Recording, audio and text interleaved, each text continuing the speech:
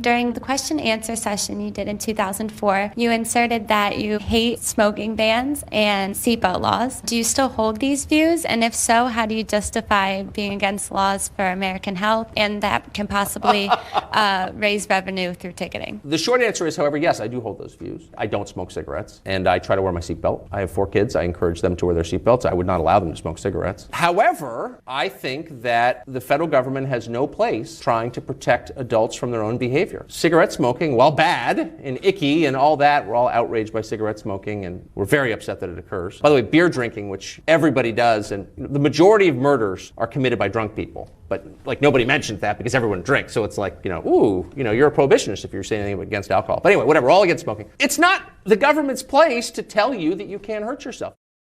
The 9 most terrifying words in the English language are, I'm from the government and I'm here to help. It's a trap! It actually is a trap. It's a trap! At White House Senior Living, our residents feel right at home.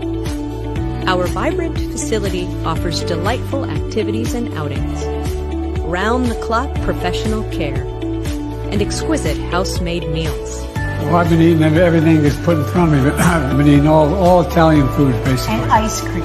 And ice cream, chocolate chip ice cream. White House Senior Living, where residents feel like presidents.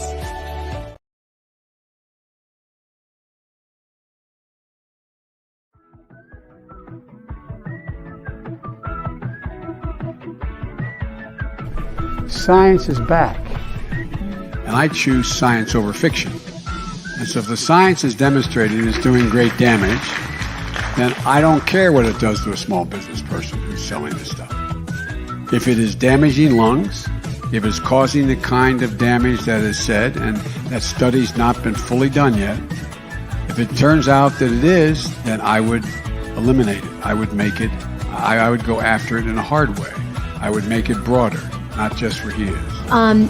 If we get asked a specific question by a teen, either a direct message to us or via social media about the relative harms of vaping versus cigarettes, we try to be as clear as possible that if your comparator is a cigarette, vaping is less harmful. In England, the Royal College of Physicians has apparently done a great deal of research on e-cigarettes, and they have actually found that compared to smoking cigarettes, the rate of damage from e-cigarettes is 5% of what it is from smoking traditional cigarettes. You're reducing the damage by 95%. Hey, I don't think vaping or e-cigarettes are good for you. But if you have to choose between smoking and vaping, I happen to feel that vaping is safer. I don't think vaping is good for you, but it's better than smoking. We're going to choose science over fiction. And FDA has not used that terminology to use the most recent estimates of youth use. I will say that I'm an epidemiologist by training, so I'm fully cognizant of the definition of an epidemic, which is unprecedented increases over what you'd expect at baseline. That said, I think and know that the science has shown a decline in the number of youth users, and that's a good thing. The FDA today calling it a dangerous epidemic. The FDA calls teen vaping an epidemic. Epidemic? I don't care if you think I'm Satan reincarnated. Vaping is not as harmful as smoking. Kids are kids, and there's many, many, many reasons why they choose to do different types of things. What a stupid son of a bitch.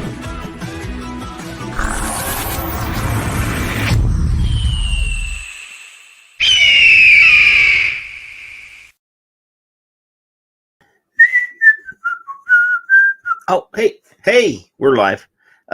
Welcome to the show. I see there's peoples. Peoples are in the chat rooms. Hello, peoples. Michelle Elliott. She was here first. You see, Michelle Elliott was here first. She beat everybody. She beat all of you to the room. She was the first one. But yeah, there's people here. Hello. I see Michelle was here and Mallory's here and Addie's here and Toasty's here. And let me scroll down here. Kevin is here. Nick Orlando is here. So people are here. Let me I'll make room. Sorry, Michelle, I have to take your. Michelle was a not Kevin last week. She was not Kevin either. We had Colorado Kevin as well. Jason is not here yet. Steve is here as well. So we had a fun time without Kevin last Friday, but he did. It's funny. I tell him that we're going to have Dr. Colin Mendelson on for Sunday night as a special edition show. He showed up for that. He wants to be here when the famous people are here, but just regular Friday night, he didn't want to be here anymore, but he's here now. So let me play his pointy Kevin intro. Let me find the pointy Kevin intro so that we can bring him up. Oh, here it is. I found it. Pointy Kevin.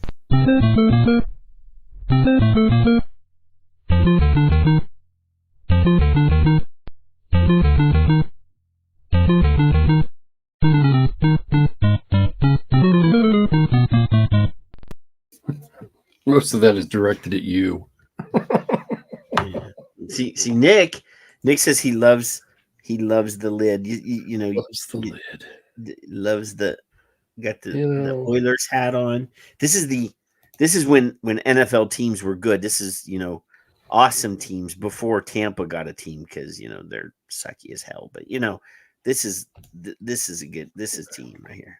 Earl Campbell, saying. Are the ads over? Did they go away? No, they were still here earlier when I was pulling up articles and stuff. They're still. We did not break the curse, but that's okay. The ads did you know that worse. Ads could be worse. Did you know that if you signed into YouTube via the StreamYard that you can comment right here on here?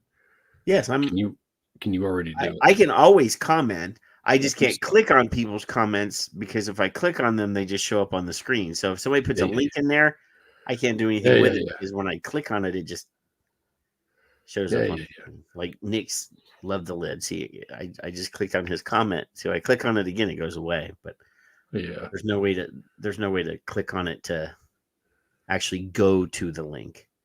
But I appreciate not Kevin either. And why were you gone? Everybody was really upset that you were not because here. I don't like you, and I didn't want to be there. Other than the fact that we had the lovely Michelle and the less lovely Jason in your stead. I saw that. No, I don't like you. I don't want to be. And Addie showed up. Addie was in early, yeah. And then I did see that you watched the replay because you did tweet about it because you got a chuckle over Michelle's name being not Kevin either. I did. Yeah, so I added some of that.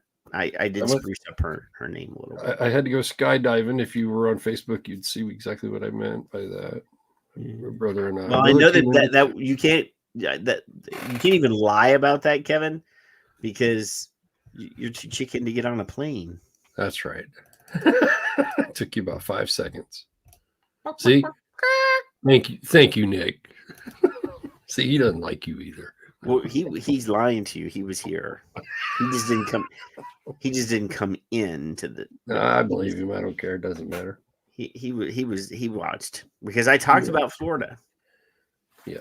And I'm going to talk about Florida again tonight, but that's going to be in the Rumble because it's not a vaping thing, but it is about Florida. We do have content. You have content, Kevin. The content is, that's the most important thing is what are we going to talk about? What are we going to talk about? Fake news. Nick can't say that unless he's wearing an orange Trump wig, which I know he has. And he's, by the way, been married like 40 years now. I saw something about an anniversary. His wonderful wife is a saint. And can you imagine putting up with him that long? Good patience. Keep out of your mouth. We're gonna be talking about Florida. And and when we read the story that we're going to be talking about tonight about Florida,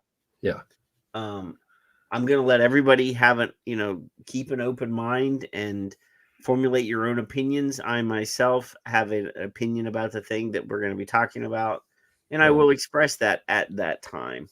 Now, what's this Carlson thing? What's that all about? Where'd that come from? That was just something I found on Twitter, and I'm like, oh, well, I kind of, I really don't care that much for the guy, but I mean, he does use Zyn. He's a nicotine guy, and he thinks that adults should be able to make their own choices for themselves. So, well, except when the government doesn't like us to. That's Well, no, but he thinks that the government is wrong by forcing. So do I. So, don't say except, because we are all in agreement on that particular topic. Yeah. But so I guess we'll go straight to this is Nebraska. Nebraska. I lived in Nebraska when I was very young. That's where got my face ripped off, was in Nebraska, actually.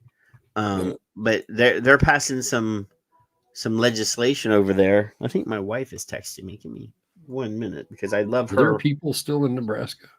There are. Okay. I thought Johnny Carson was from there. That's all I know about it. Corn or something. Was he from? I don't know.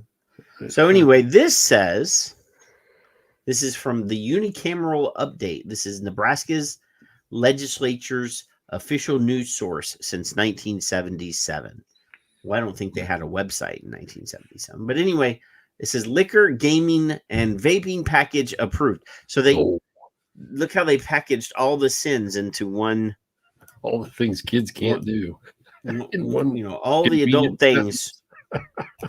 So it says here, lawmakers gave final approval on March 28th to a bill that contains several updates to state law governing liquor, gaming, and vaping.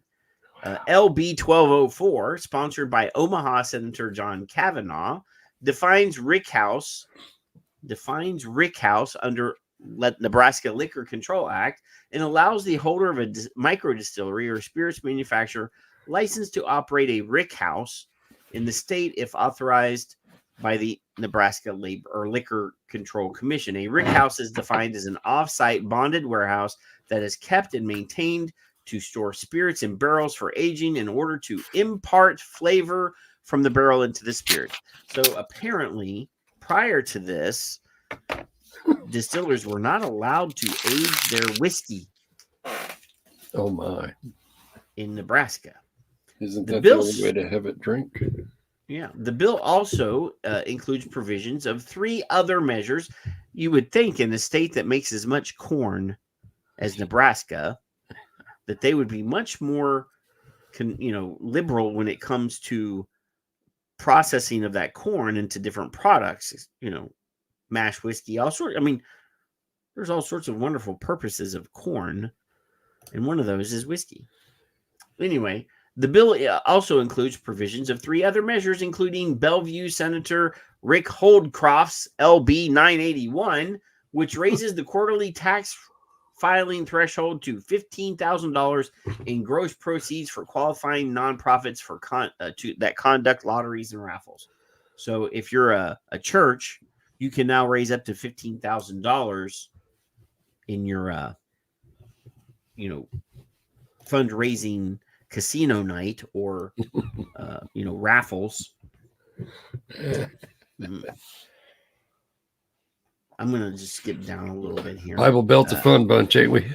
Well, Nebraska is not even close to the Bible Belt. That's the thing. It's yeah, I know. It's up here. That's what I'm trying to. The Bible Belt's down here, Anyway, it says finally provisions of LB 1296, sponsored by Senator Jana Hughes of Seward, prohibit the online sale and delivery of electronic nicotine delivery systems directly to customers in Nebraska, but allows online orders to be picked up at a licensed retail facility. Among other provisions, the measure also requires licensure and certification of wholesalers, retailers, and manufacturers of ENDS products. And the combined bill, LB 1204, passed unanimously out of committee. Well, sure. You just stick other shit in there and it'll go. Well, it says it actually passed on a 45 to 0. So I guess the governor has to decide whether he's going to sign this or not. Because so they just bundled all of the sins into one bill, Kevin. Nothing for smoking though, just vaping. No, you can still get cigarettes. I mean, of course. Leave them people alone. Why would you think otherwise? Well, hiding in a cornfield, that's all. Yeah. So, Kevin, I thought that really this whole youth vaping epidemic thing was primarily, America's problems, because other countries don't have the same problems as Americans. But apparently those Canadians are, America's hat. Fucking jugheads.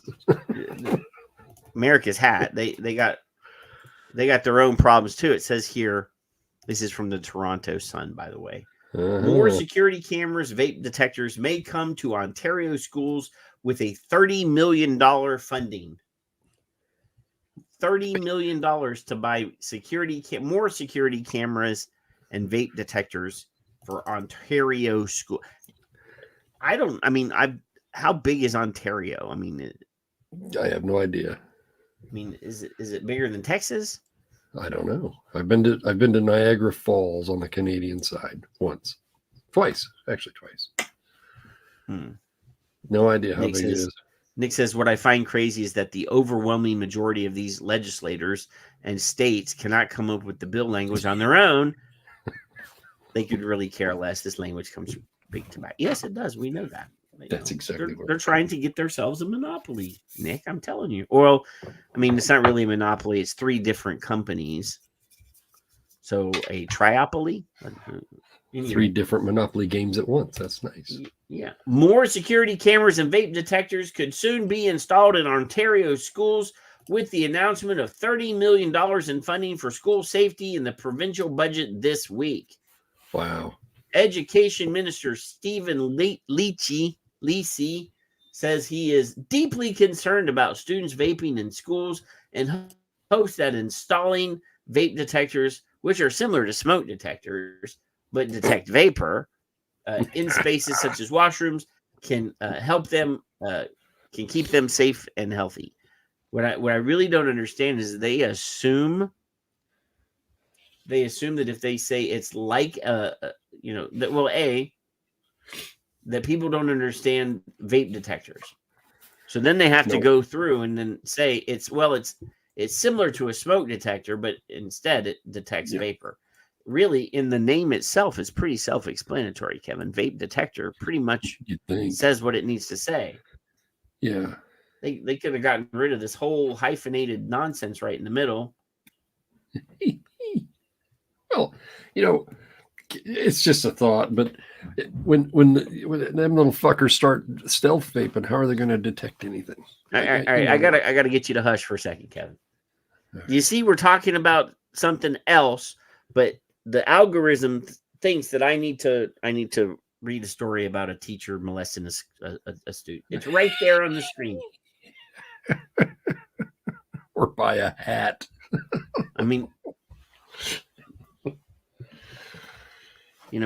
Omicidal pointed it out in the chat room. Oh, there you go. There's teachers preying on.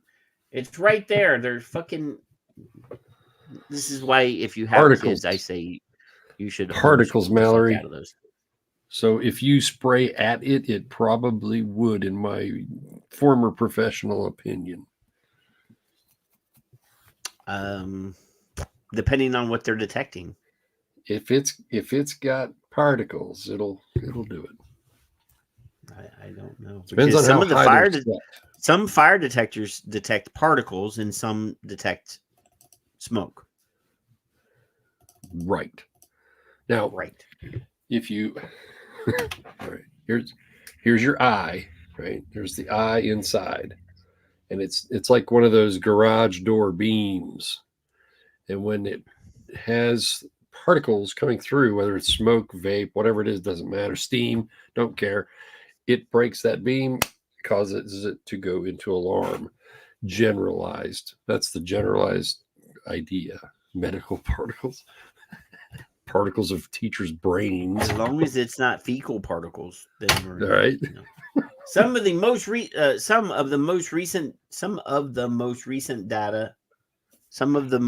data available suggests that in 2021 and 2022, about 1 in 5 students in grades 10 to 12 had vaped, which was down from a few years earlier, but there was a small increase among younger students. Now, this is fucking Canada, Kevin. You can't even walk into a store without it being covered up, right? This is Canada. Now, this what they're quoting here are U.S. National Tobacco Survey numbers. Well, they don't. Nobody needs to know that. They don't need to reveal their source. Where are my Canadians? You need to contact these dumbasses and tell them, if you're going to talk about Canada, you should be quoting Canadian numbers and not U.S. CDC National Youth Tobacco Survey numbers. Anyway, it riles up the PTA. That's what they wanted to do, and that's what they do. And just like Nick said, regurgitating it. Yeah, this actual here, the older teenagers numbers went down, but middle schoolers went up. That's fucking U.S. CDC National Tobacco Survey numbers. Well, the older kids are in trouble, so they give them to the younger kids to hold. Yeah. Are you holding? Yeah, I'm holding. The Near North District School Board operated a pilot project with vape detectors in bathrooms and locker rooms in one school and says it was successful in addressing e-cigarette use in school. The $30 million in funding over 3 years will be available to school boards for other school safety equipment as well, such as security cameras and lighting and other security upgrades. Lisi said the equipment will help enhance safety both in schools and on school property in order to address both in-school violence and incidents within the community that affects schools. Yeah. So it says here, Sebastian Aaron, he quoted here, so the vape detectors in wash locker rooms will simply be smashed in time. No cameras in such rooms, right? No. As for security cameras, who monitors them? Joe Jane Security, 12 kilometers away. Well, that 12 kilometers away nonsense, that's fucking Canada talk. Learn how to use regular measurements. Who responds to video camera incidents? School security, none. School maintenance, school staff, 911. So there, There was never this much of an upheaval over people smoking in the bathrooms, to my recollection, ever. Maybe, but I don't think Dion says this would not have gotten this far had a certain group of parents lobbied and whined to the weak progressives on the school board and had the law enforcement officers on the school student school program removed because my son/daughter does not feel safe. Not safe with resource officers in school, or not safe because y'all want to include or infer an element of racism. See, even the Canadians are getting dogged by this police are evil bullshit. Now, some police are evil. I'm not, Nick, not Nick, but other police officers. But I, by and large, support my friends in blue. I do. Yes, by and large. So, yeah, the Canadians are now having bullshit. Yeah, his kid is soft. Puffy. I'm concerned about my safety because there's a police officer there whose whole job is to keep me safe. Thank you for another fine example of nicotine-addled children who are brain damaged, who can still outsmart all the teachers, the parents, the nonprofits, and the fucking government. Thank you. Teachers, because the teachers only thing they have on their mind is how are they going to diddle the kids. I mean, that's well, there is diddling. Fucking motherfuckers. If Kevin. Yeah. If I had a kid, and I put them in, I had the choice either put them in a room full of police officers or a room full of teachers. Yeah. Which room do you think I'm going to put my kid in? Police officers. Damn straight. Fuck preachers for that matter. I'd put them full of priests. According to what you've told me, I would. I can show you the numbers, Kevin. Of course, I'd have security cameras watching over them. Well, yeah, I mean, obviously, the cops all got body cams on now, so Well, that's true. Yeah, but yeah, I mean, 1 in 10 get diddled by a school teacher. It might there was be a couple. There's 2 or 3. 1 in 500 get diddled by a priest. Yeah. Well, Nikki, some of those vape detectors got cameras in them. You can't. So, it probably has the capacity to do so, even if they don't advertise. Well, we know the company that makes vape detectors, the biggest brand of vape detectors, they just bought a fucking camera company. Mm-hmm. Just saying. Hey, I got an idea, Bill. Yeah. So now let's go over to the let's hop over the pond for a minute, Kevin. And the question is, should vapes be free on the National Health Services to help smokers quit? Look at Figgy just popped in. Fig popped over into the rumbles. He says, and hi guys. Hi, Fig. The real medical dilemma, we know that nicotine is harmful to the circulatory system and can really damage. Bullshit. They already started off with bullshit. So should the NHS be giving free vapes to smokers to encourage them to stop smoking? Now you see the girl over here in the red. She's over there shaking her head. She's, practicing for something later on. I don't know. Watch. Giving free vapes to smokers to encourage them to stop smoking cigarettes and go on to vapes. Well, a new study out yesterday has found that giving them out in A&E actually did help to double the number giving up smoking, which could obviously, because of lung cancer, save thousands of lives. But we don't know the full extent of harms. We don't know, Kevin. Oh, my fucking word. We don't know. Then why are you talking? I see what you just tried to do in the chat room, Kevin.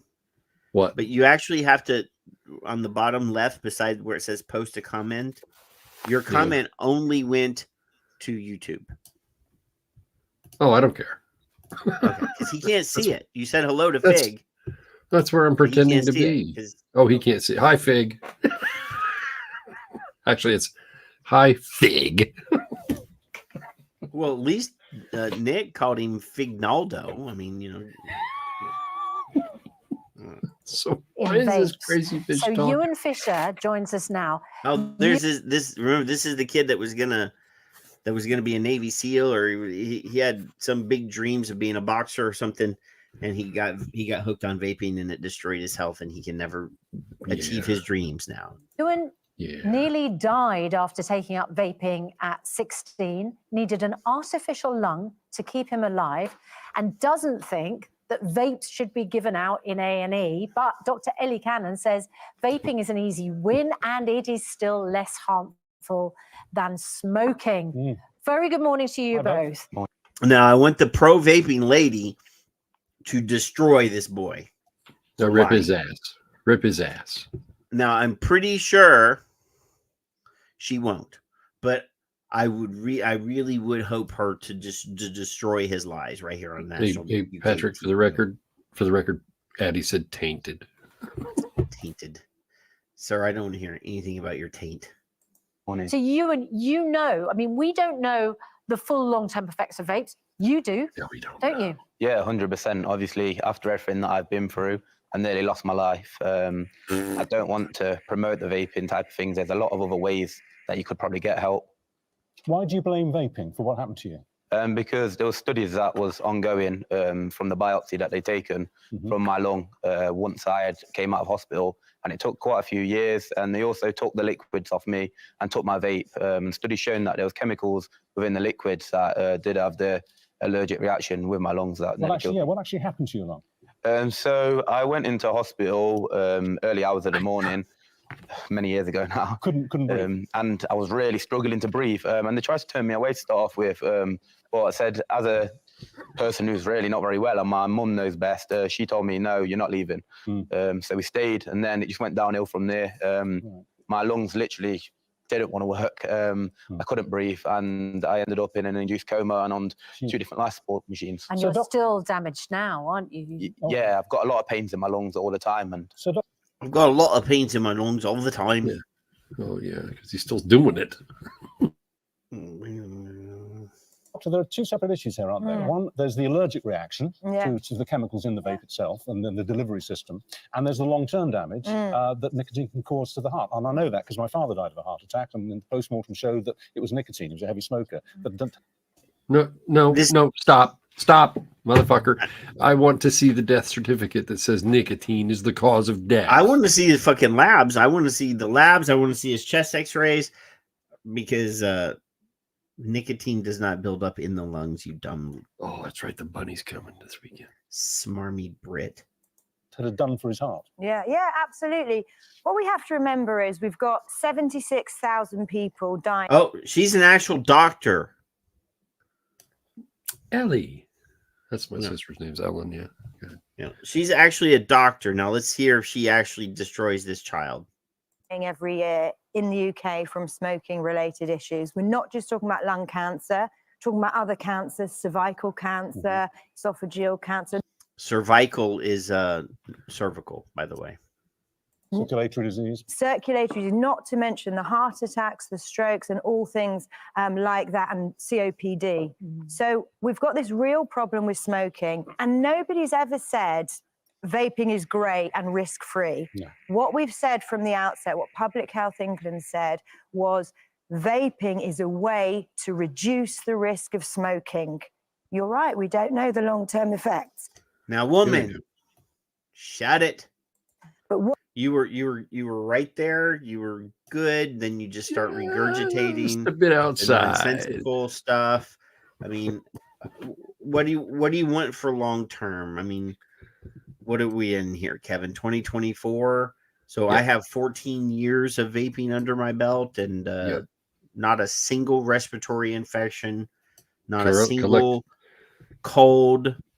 Collectively, Janice and I have 20 plus. I didn't even get that thing that was going around for a few years, and everybody. I still have not even gotten that. I met someone that I can't say here on the show because YouTube will, strike my show. They'll delete my show if I say that word. Idco. Yeah. So, I mean, anecdotally, Kevin. Yeah. You would, because when I was a smoker, I would get upper respiratory infection every year, like fucking clockwork. I would get the flu and cold, and I will direct all those things, all the respiratory things. They make me take breathing treatments. Take your ass to the emergency room. The Rodent has a 84,000 tweet thread about this, so just go walk your ass over there and do that later. I'm just saying. We don't know the long-term effects, but we know the immediate effect is that I'm not fucking getting sick. Also, the immediate effect that, for me anyway, was like in 48 hours, I stopped smoking. One day, Kevin. One day. Couldn't believe it. Under 48 hours, twice. I kept a half a pack of cigarettes for like 4 years. I had mine for a couple weeks. Yeah. Give them a boy. It was in the freezer. What we know is that smoking is very dangerous, and let's try and help people cut that risk. But I think, Ewan, one of the concerns you probably have is that if we don't know the effects of vaping, why are we passing people on to something else, which also causes damage? Yeah, this has been my kind of question at the moment, because obviously, who's to say that in 20 years' time, 10 years' time, whatever amount of time, that vaping isn't going to cause the same amount of problems that smoking does cause nowadays? Because that used to be, smoking didn't used to be looked at as bad as it is now. Any kind of why, instead of switching to vapes, and I'm sure vaping does stop the problems of cigarettes, we don't know what the long-term effects of vapes are. Why not do a nicotine gum, nicotine patches, get well, wait, some stop. Wait a minute. But the Zippy's partner there's dad died of nicotine. So why would you do that? Because it would be on his, if he, If you put it on the skin, Kevin, it won't build up in the lungs. It'll just build up on the skin. But nicotine killed him because. And what kind of qualifications does Franco there have anyway? And why isn't she slapping him in the mouth? That's what I want them to invite me to go on the BBC. The Big B, the Big Thunder from Down Under. Did you see Bruni showed up over in the Rumble, Kevin? I love that man. And Victor showed up earlier too. We didn't say hello to Victor. Just saying. I did it like this, Victor. Yeah. So, but yeah, I want her to say, what the fuck were you vaping? Because it wasn't nicotine vaping, you little shit. You need to distract you. Are there not other forms other than which we know are not harmful? Yeah. Rather than something which you would say is harmful. So it's a bit like when we're trying to help people lose weight. There's not sort of one size fits all, basically. There's not one diet, there's not one exercise that works for everybody. We have to get people to quit smoking. And there's lots of different ways. There'll be people watching who've just stopped. Overnight, they've done it, finished cold turkey. Mm-hmm. There'll be other people who love using nicotine. Okay, what? I said I disagree. Well, there are people out there that can just make the decision. And we talked about nicotine receptors in the brains and how different people have different numbers of those receptors in their brain. People with fewer nicotine receptors in the brain don't have the strength of addiction that people that have more nicotine receptors in the brain. We have to stop people from smoking. I can't exactly quote her. We have to stop people from smoking. That part. No. Nick says he quit every time he put a cigarette down, and then he lit another one. He started again. You have to offer them opportunity. That's all. Yeah, let's just. There'll be people watching who've just stopped. Overnight, they've done it, finished cold turkey. Mm-hmm. There'll be other people who love using nicotine gum. And there'll be people who use vapes. And by giving people that armory of different options, which is what we do actually in GP surgeries, we give them the different options. Do you want to use the patch? Do you want to do it like this? We're empowering people, as this study has shown. And perhaps this vaping solution now is actually a relatively short-term measure, because we know that with changes in the law, it's quite soon going to be impossible for a certain generation to ever buy a cigarette legally in this country. Yeah, absolutely. I mean, we've got this. Yeah, so we talked about this last week. So they're debating raising or passing a law that says anybody that's over the age of 15 or under the age of 15 now will never have the right or the ability to buy cigarettes in the UK ever, ever, ever. Even if they're in their 60s, they will have to find somebody who's in their 80s to go into the convenience store and buy them a pack of cigarettes. Nick's gonna have to go see Ed to get cigarettes. Yeah, that's gonna happen. Well, I mean, Nick is old enough. If this were to happen to us, he's like 20 years older than me, so he could be my go-to guy. Poor Ed's gonna be the California black market. Did you? Speaking of like prohibitions and things, you remember when we had Colin on the show Sunday, and I asked him if they treated cigars, premium cigars, differently in Australia than they do cigarettes, and he's like, "Oh no, they're the same. They get the same tax, the same." It's like, oh shit. Yeah. This issue where vaping has become the gateway for children, and that's absolutely not what doctors have ever recommended. And that's absolutely bullshit. There is no gateway. Nobody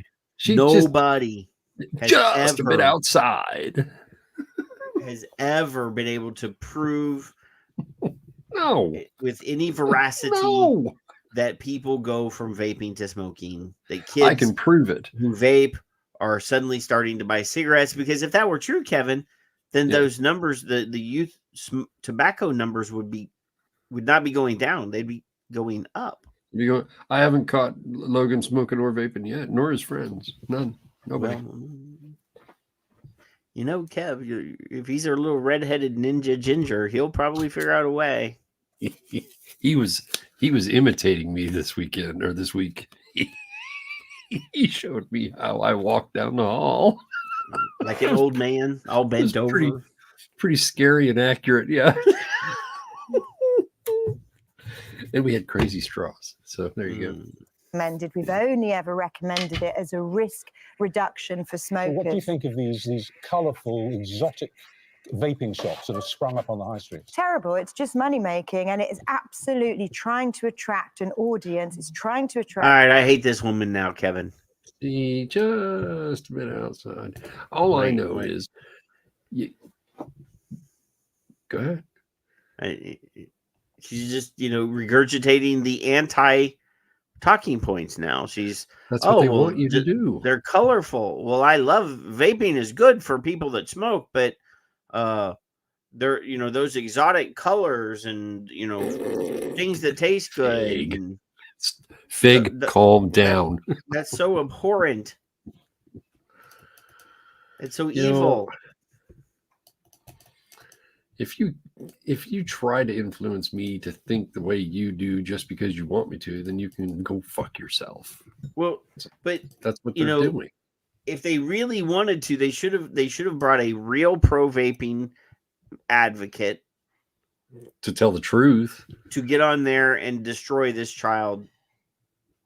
We know that you weren't fucking vaping nicotine. You were vaping something else. No, they're not going to tell us that. That's not the narrative. Schmuck.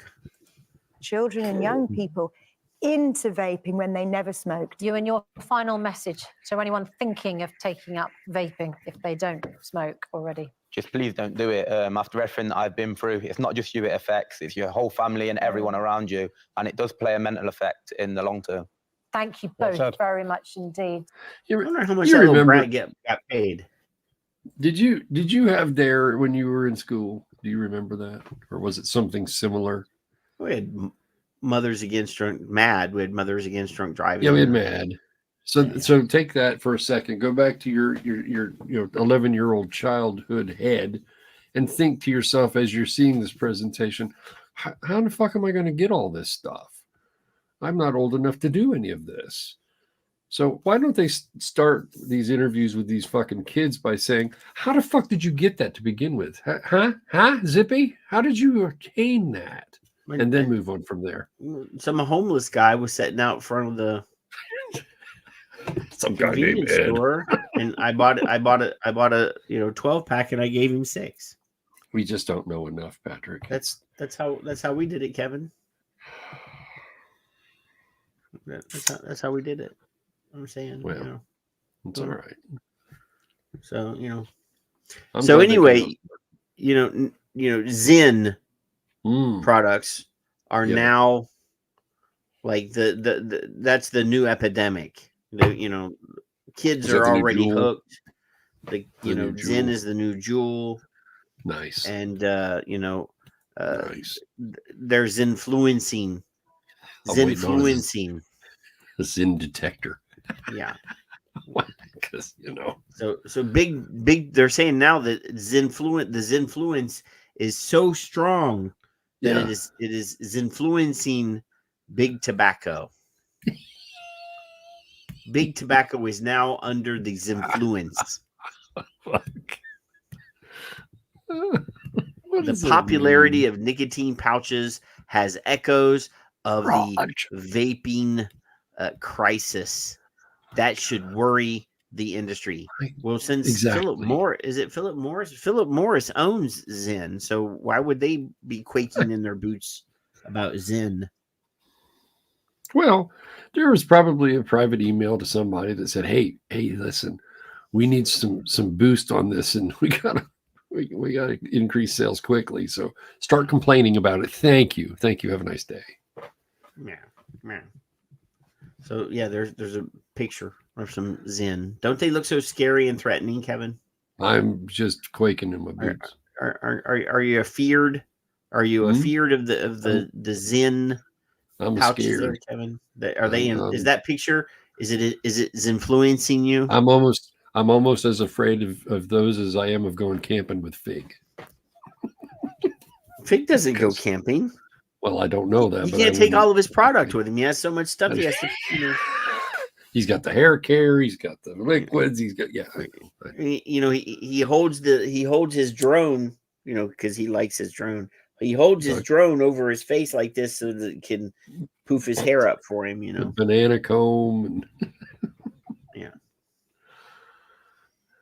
So anyway, it says here for big tobacco, the ideal use of one of its nicotine pouches is an older ex-smoker who indulges in the ideal user of one of its nicotine pouches is an older ex-smoker who indulges in the tiny packets to get their daily dose of daily. Do you think people that use a Zyn pouch are only using one a day, Kevin? Well, if that is the case, then what are we worried about the kids for? Because one a day is enough. Yeah, but so-called Zynfluencers cropping up on TikTok to extol the virtues of Zyn, produced by Philip Morris, are sparking a frenzy over whether young people who have never smoked are getting hooked on them. Oh no! And now here, why do they care that they've never smoked if they're not smoking? I don't care.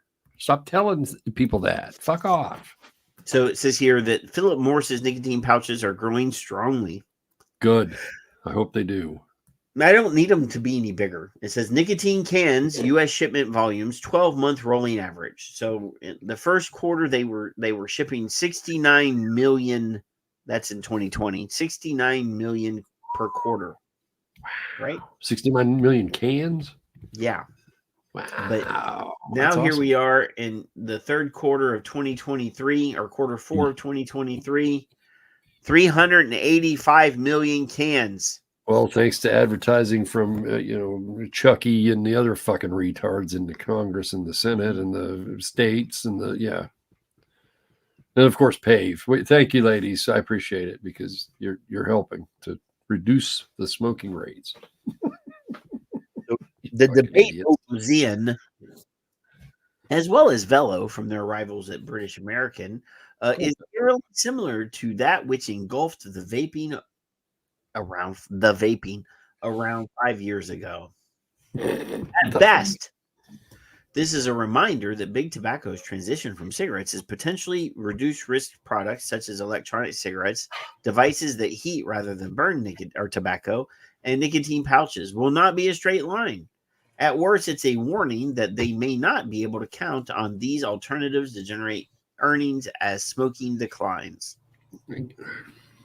I think they're doing pretty good, Kevin. You're just trying to make me. I don't think they're worried too much. Look at their volume. Look. It's that's what subliminal advertising will do for you, Patrick. It's substantially increasing over time. Look at that. Obviously, it works. Look at this. I mean, that's over a million more cans. Yeah. From this one to this one is 1.2 million more cans. Look at that. When this 86.5 gazillion children were all vaping and they said the words, well, it's easily concealable. I thought, are you fucking stupid? Because you have visual, aids if you need it to see that someone is vaping. So if it's easily concealable, that'd be stupid. Now they can easily conceal anything, comma. These, when I asked on Twitter in 2016 or 17, right, why aren't these kids just going back to chewing tobacco? You got the Red Man, you got the whatever. I wasn't even thinking of Beach Nut. Those are in pouches. And the wintergreen cups and fuck. So this, they can conceal. I'm not saying they can't, but I don't care. Because they're not old enough to buy it. That Kevin, I mean, really. Now, you need to quit using that argument. Because you damn well know, and I damn well know, and Fig knows, and Nick knows, and Raj knows. Fig's a good boy. He didn't do nothing wrong. We got all that shit, but what's this wee shit? Are you got a mouse in your pocket? Well, you started smoking when you were like 3 years old. Come on. 5. 9. See, you don't even know. It was 9. Next door neighbor. Yeah. So I mean, kids are going to get it. They Well, yeah, are. but I could They're go going to buy figure them out ways to then. get it, Kevin. I could go buy them at the time. I did too, actually. Yeah. Analysts have predicted that in many developed markets, there will be no smokers within the next 2 decades. That's not going to happen, Kevin. That's never going to happen. Ever, fuckers. And governments such as the UK are trying to make this a reality. Consequently, the industry is investing cigarettes still prodigious cash flow into products that will continue to generate sales and profits for investors. But this shift is proving bumpy. First, the industry is plunged into crisis over electronic cigarettes in the U.S. Vape maker Juul Incorporated was besieged by lawsuits accusing it of using sweet fruit and candy flavors to target underage users. The situation escalated in 2019 after a spate, Kevin, of vaping-related illnesses and deaths. A spate. Yeah. Although it is now widely acknowledged that these were associated with contaminants and not the products themselves, the market took a short-term hit. I wouldn't call it a short-term hit. I can now. They took it as a cost of doing business. That was part of the plan. No, we're talking about the E-Valley crash. There are still guys out there. That have not reached the sales that they had pre-E-Valley. Right. Bunches of guys. Yeah. I'm sure Nick is probably over there. He's probably not where he was in 2016 or 2020. No. Pretty sure. Unless he's like cashing in on the Chinese disposable market. Look at that. So this is the vapor clearing. The U.S. e-cigarette market has recovered in recent years. Look at that. 2018, 5.3 billion. 2019, 6.6 billion. Down here, 4.8 billion. That's a fucking lot of money. It's a lot of small businesses getting killed right here. Right in the spot right here. Now, from 2020 to here, this is the rise of the fucking bars, all the different bars. Yep. In here, this is all bar money right here. Mm-hmm.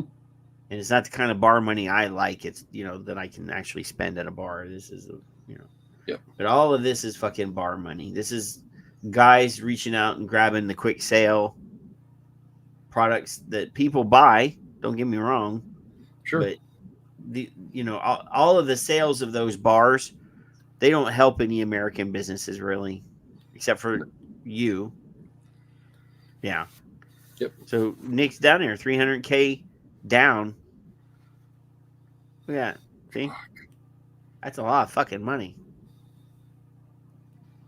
That's a lot. So again, disposables are the exception because those fucking numbers are huge. China's making a big fucking money out of this, and the distributors are making a couple dollars off of this, and the vape shops, they're not able to mark them up as much as they did other products, Kevin. No, it's in volume. That's all. Because the convenience store is going to buy in bulk. They're going to get a much better deal because they're buying in bulk, and they're not getting them from the same distributors that the vape shops are. I promise you that. No. There's no suggestion that anyone is becoming ill or dying from nicotine pouches, but the rapid adoption, Zyn shipments to the U.S. rose 78.2% in the final quarter of 2023. This sparked the same concerns about youth use, particularly as Zyn is cheaper than cigarettes. The U.S. average for a can is about $4 compared with $8 for a pack of cigarettes, according to Bloomberg Intelligence. Now, Kevin, those are two words that I never thought I would say beside each other. Oxymoron. So I'm going to use David Dorn's word. What was it? Ass rags. So the ass rags of this great world we live in, who are in tobacco control, the 99.9% of them that are ass rags. And tobacco companies, by and large, are taking their jobs from them by making shit like this.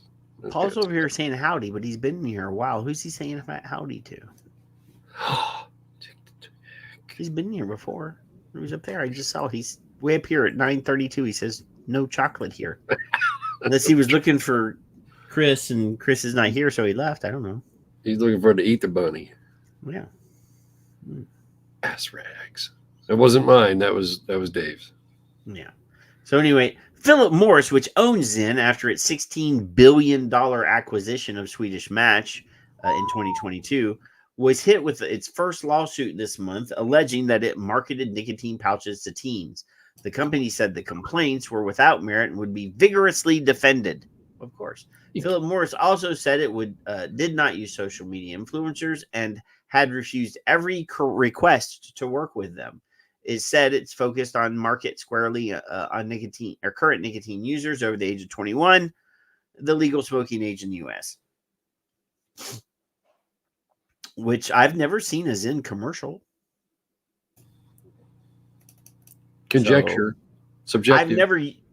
Strike to remove. Says, do you get any sort of rush from Zyn pouches? I've never used a Zyn. I don't get. I have snooze here. I've never gotten a rush, like a head buzz or anything. I don't get no throat hit, which I really like. This does keep me calm when I need it. So what?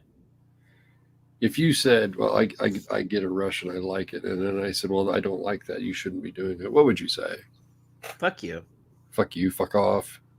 Right. Yeah. Okay. Just checking. My choice. Who cares? It's my body, my choice, Kevin. Fuck. Yeah. Supporters of nicotine pouches point to the fact that they do not contain any tobacco, nor do they require combustion, and that Sweden, the home of oral tobacco, there's the other not Kevin. Jason finally showed up. Has successfully cut smoking rates. Meanwhile, pouch use among teenagers isn't yet as prevalent as vaping. Critics argue that although not a carcinogen, nicotine is addictive and can aggravate health problems. Show me. How? What are the dangers? So let's look here. We got e-cigarettes. 7.7% of U.S. middle and high school students report using an e-cigarette at least once, I would assume. Cigars, 1.6%. Cigarettes, 1.6%. Nicotine pouches, 1.5%. Smokeless tobacco, 1.2%. Other nicotine. Yeah. What is orther? I don't know. Oral nicotine. What orther? Other. Possibly. Make 1.2. This is fucking Bloomberg business. You would think that Bloomberg could afford at least a proofreader. Spell check. Hookahs, 1.1. Heated tobacco, 1%. I want to know how in the fuck they're getting heated tobacco, because as far as I've never seen a heated tobacco HTP anywhere near where I am. I mean, I don't know. I don't go inside the fucking stores anymore anyway, but when I do, if I do, and I see one, I will purchase one and I will try it. Me too. I want to try it. I want to try that one. I'm going to buy a pack of heat sticks I really didn't give a shit about trying a Juul or a Juul-like device, but I did, and I gave my opinion quite some time ago on that. And the heat not burn is a whole different monster to me now, because I haven't smoked in over 10 years, 11 almost. Yeah. I might start coughing. I might fucking kill myself doing that. But I do want to try it. Yeah. That's all. Heat sticks, whatever they are. Heat not burn, I don't care what they are. Well, heat not burn is the technology. The heat stick is the actual cigarette that goes into the device, Kevin. Yeah. Perception plays a huge part in determining how potentially reduced risk products are treated by governments and regulators. And right now, pouches are on the firing line. The backdrop is shifting from the harms of smoking to scrutiny of nicotine more broadly. For an industry that has invested billions in alternative nicotine delivery systems, this is a worry. What's more, the altercation comes at a delicate time. British American Tobacco wrote down the value of some of its U.S. cigarette brands in December by 25 billion pounds, which is $31.5 billion, because American smoking rates were falling much faster than it expected, because people can still buy vaping products. Well. Yeah. Well. So Modern oral nicotine products such as Zyn are set to grow fast. So if we look again, in 2019, it was only about $500 million, $1.1 billion in 2020, $3.6 billion in 2022. And in 2024, you're already up to $7.6 billion. And you're projected all the way up to $11.3 billion in 2028. So if you found, and you're not gonna, and I don't want you to, if you found a Juul chart similar to this in sales, just Juul, and you said, well, when did they start saying kids were using it? And you go to that line, and then you go to the line where they stopped saying they used it because they're evil people, and then you do the same thing with this. When did they really start talking about it, and when did it start going up? And well, and obviously once people started talking so much about it and they voluntarily pulled all of their fucking flavors, then the numbers went pew. Yeah. And then with this, it's my tinfoil hat thing. The more they talk about it, the more sales they get, the bigger they become. Well, the more of these stories that they put out about Zynfluencers, the more... And they're more evil. Yeah, exactly. So how could the Führer... Not that Führer. Führer. Over Zyn play out? If vaping is anything to go by, the most likely outcome is a crackdown on flavors. Many states have introduced restrictions on flavored vapes, while the U.S. FDA has in effect done the same by refusing to approve them. Since 2016, any nicotine-containing product has required FDA permission to remain on the market. Philip Morris has submitted applications to continue to sell Zyn pouches in their various flavors and strengths. Another option would be to restrict the potency of pouches. The most extreme action would be a blanket ban in the U.S. Those containing tobacco are already prohibited in the EU, with the exception of Sweden.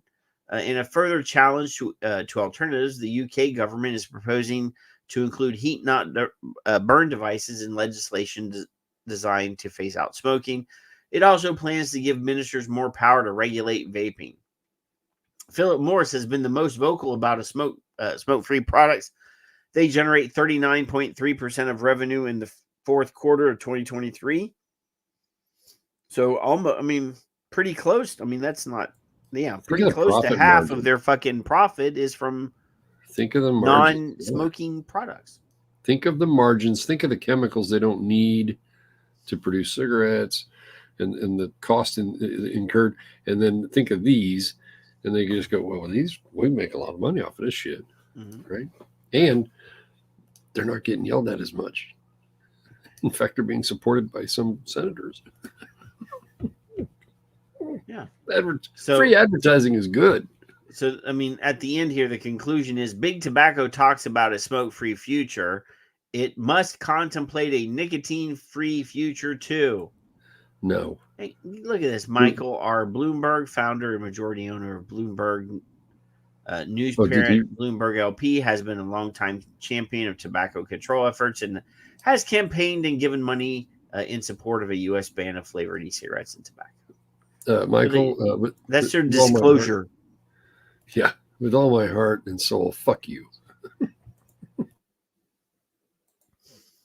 I'm not gonna let some nerdy dude who looks like he's never slept with a woman. He ain't tall enough to tell me what to do. Fuck him. Tell me what to fucking do. I'm probably telling you that right now. Oh, Jason, just say it.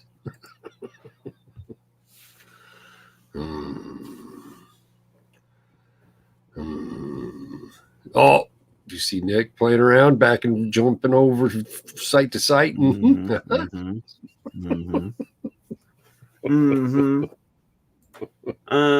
Kevin. He left Fig all by himself over there, probably. I don't know. Do you have any more good news that we can ponder over? Oh, sure. Yeah. This one, you'll like this one. Tell me I'm going to like it. I ain't going to fucking like it. Oh, look. I thought you people took care of this shit last week. What is that? That's one ad. Look at all those. Look at that. That's all. Don't say that 3-letter word. Shut it. You're still looking, ain't you? I'm gonna make sure I can get all the best options. My God. Here, let me just do that. There we go. It says here, stressed teens are hiking up vaping numbers. The actions of parents who are misinformed add to the concerning numbers. This is from Thango Nitwasa. I'll believe you. Thango Nitwasa. So it says here, vaping has become a notable trend in South Africa, especially among the youth, prompting discussions among policymakers, health professionals, and the public. A recent KLA Your View poll shed light into the motivations behind vaping. Respondents shared that stress relief was the main reason, indicating a need for an alternative coping mechanism. While vapes were intended to help cigarette smokers wean off their habit, only 38.2% used the device as a strategy to reduce or quit smoking. Yeah, at least it's not butt plug hat. See, there's more hats right there. Look. Oh, Jason. So if 38.2% of people that are vaping are not using it to reduce their cigarette use, then what the fuck are they doing? Right. And Jason, this explains why I never share my screen. That's so funny. So your butt plug won't show up? Is that what you're I don't want them ads coming in there.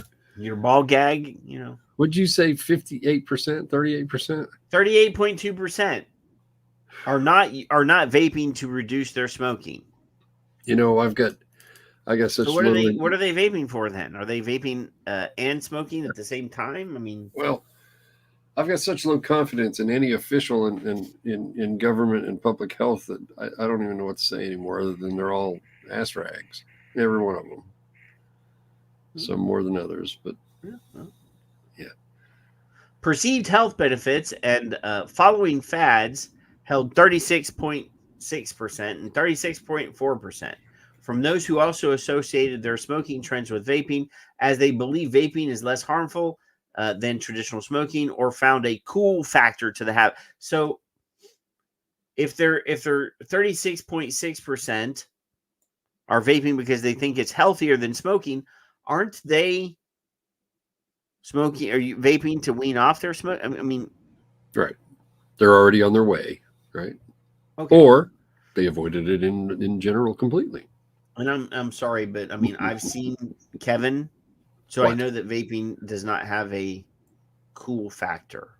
No. Oh, Christ. Yeah. No. And I've met Nick. And he's not cool. I'm going to share this very short story. I learned about cloud comms. Nothing personal. Do what you will. You're adults. And I called my buddy. This is early on. And I'm like, did we ever do that when we smoked? Who could blow the biggest fucking cloud? And he said, no. And I said, then I don't understand why they're doing that. But I do understand it now. It's a different world. But wow. Yeah. It wasn't for cool. To me, it was never about cool.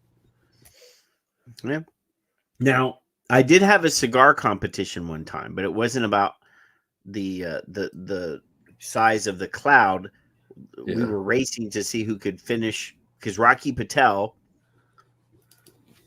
had a competition at the cigar shop that I used to go to, and the person that finished their cigar first got a box of Rocky Patel's new cigar that he was launching. Okay. At that time, so there was a cigar competition, but you had to have the longest ash. But doesn't that defeat the purpose of having the enjoyment of the cigar?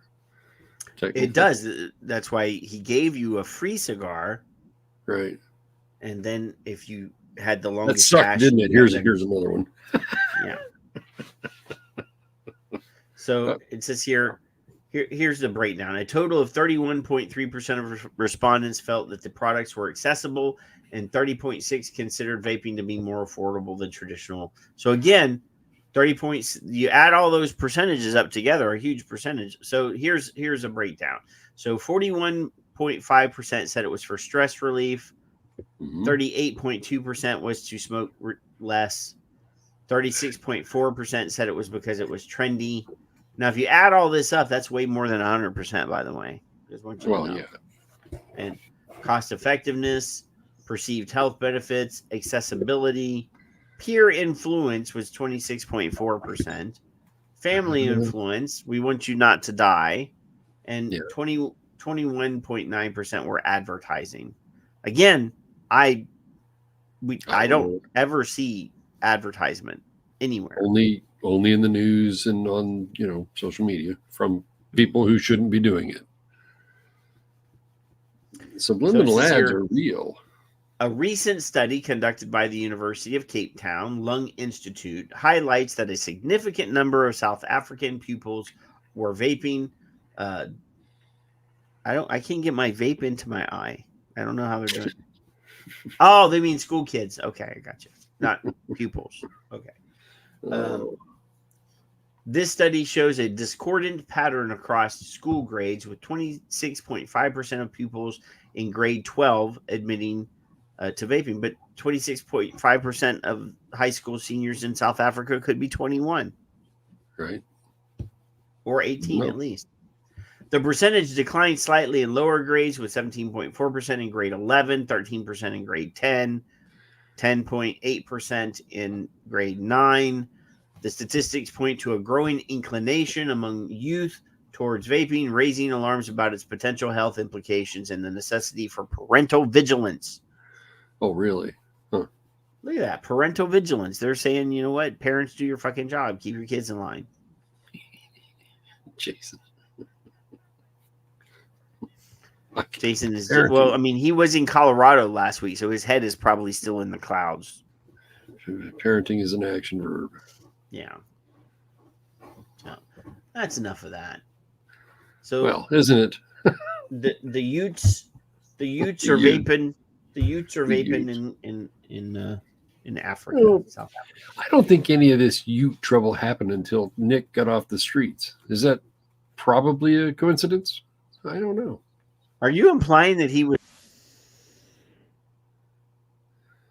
What are you saying? You went blank when you said implying to me. I couldn't hear what you said. No, I'm saying, you said that when Nick got off the streets, and I'm just concerned that you were discussing, that he was, working the corner on the streets. I'm just, Well, you can imply that I'm implying all you like. You weren't very clear in your. When he stopped his profession, which you can also imply is another thing, right? The world's oldest profession? What were you?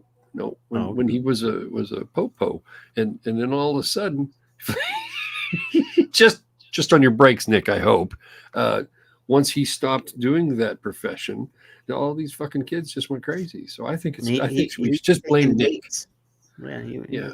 All of a sudden, the Ute said, "Well, Nick's not here anymore, so fuck it, we're gonna vape." That's what happened. I think that's what happened. Well, back when he was a New York police officer, right? Well, of course, yeah. Because now he lives in Florida. But it happened across the country. I don't know how he had so much influence. I don't know. I don't know. Are you implying that he's big? What do you? I mean, yeah, that's what I'm implying. Sure. Okay. I didn't know he had that much. Why are you so mean? Yeah. That's what it is. Quit being mean to Nick. Now I'm just more worried that he admitted to flipping tricks. I'm gonna screenshot that right there. Woo! Is now saved into the perpetual YouTube. Perpetual YouTube. Until we get our channel erased or whatever. But that's right. Yeah. So here, speaking of Colorado, here, Kevin, here, let's hear this. Colorado leaders are taking more steps to try to combat the youth vaping crisis. Attorney General Phil Weiser announcing the Colorado Department of Law will collaborate with the State Department of Education to allocate millions in grant money. The $11.4 million stems from a settlement with Juul. Weiser says that the grant aims to bolster the capacity to tackle youth vaping with education, prevention, and treatment. $3.8 million will be dispersed annually to schools for 5 years starting next school year. Ed. 3.8 million. Well, That's not a lot of money for a year in Colorado. Yeah, but it'll make your sticker pick up a little. That's all. Think about all the pot money they got over there. I know. You see, Ed can get us some Zyn used, of course, but slightly used. Yeah. Edward, it's good to see you. You think, Nick? Do you think? You would think they're still having trouble since 2016. They've been having all this trouble. I'm still waiting for that. I'm waiting for that knock on the door. Some big tobacco guy shows up with a check, and I'll be like, "There, I'm there, dude." Right? I need a Ferrari. Just Ferrari, dude. I could. The thing about a sports car like that, as bad as my knees are, I could never get out of the damn thing. I'd have to live. I couldn't get in it. Oh, it's too low to the fucking ground. It'd have to be truck size because no. Well, they do have a Ferrari SUV. I guess I could get that. Yeah. I didn't know that. Oh, speaking of ugly fucking SUVs, Kevin, I saw the Tesla Cybertruck today. There's one here in town. Nice. It is ugly as fuck. Well, see, that's what happens when you've got an industry. I like Elon Musk. Don't get me wrong. But that fucking truck is ugly as hell. There's no fucking soul to that truck. That truck has no, you can feel the spirit of a car, an American piece of car, muscle, car. Yeah. It has its own, persona. That fucking car has nothing. It's just dead. There's no soul to it at all. Every one of them look the same. So we're talking about industry and how control and all. You got for all my life the big three, Ford, Chevy, and then Tesla comes in and they poke their head up through the market and they got through somehow through regulations and stupidity and unions and all the things that they had to go through, and then with cigarettes, there's the big whatever how many there are. And then vaping pops this little fucking head up and they go right in the fucking mouth, right? So there you go. What were you babbling about there? Was there a point to what you just said? Well, you said Tesla, so I just curved. I have no idea what you were just talking about. Something about I heard at the end. I don't know, man. It's okay. What's in Colorado? Oh, this is not Colorado. Oh, well, you lying bastard. I did lie.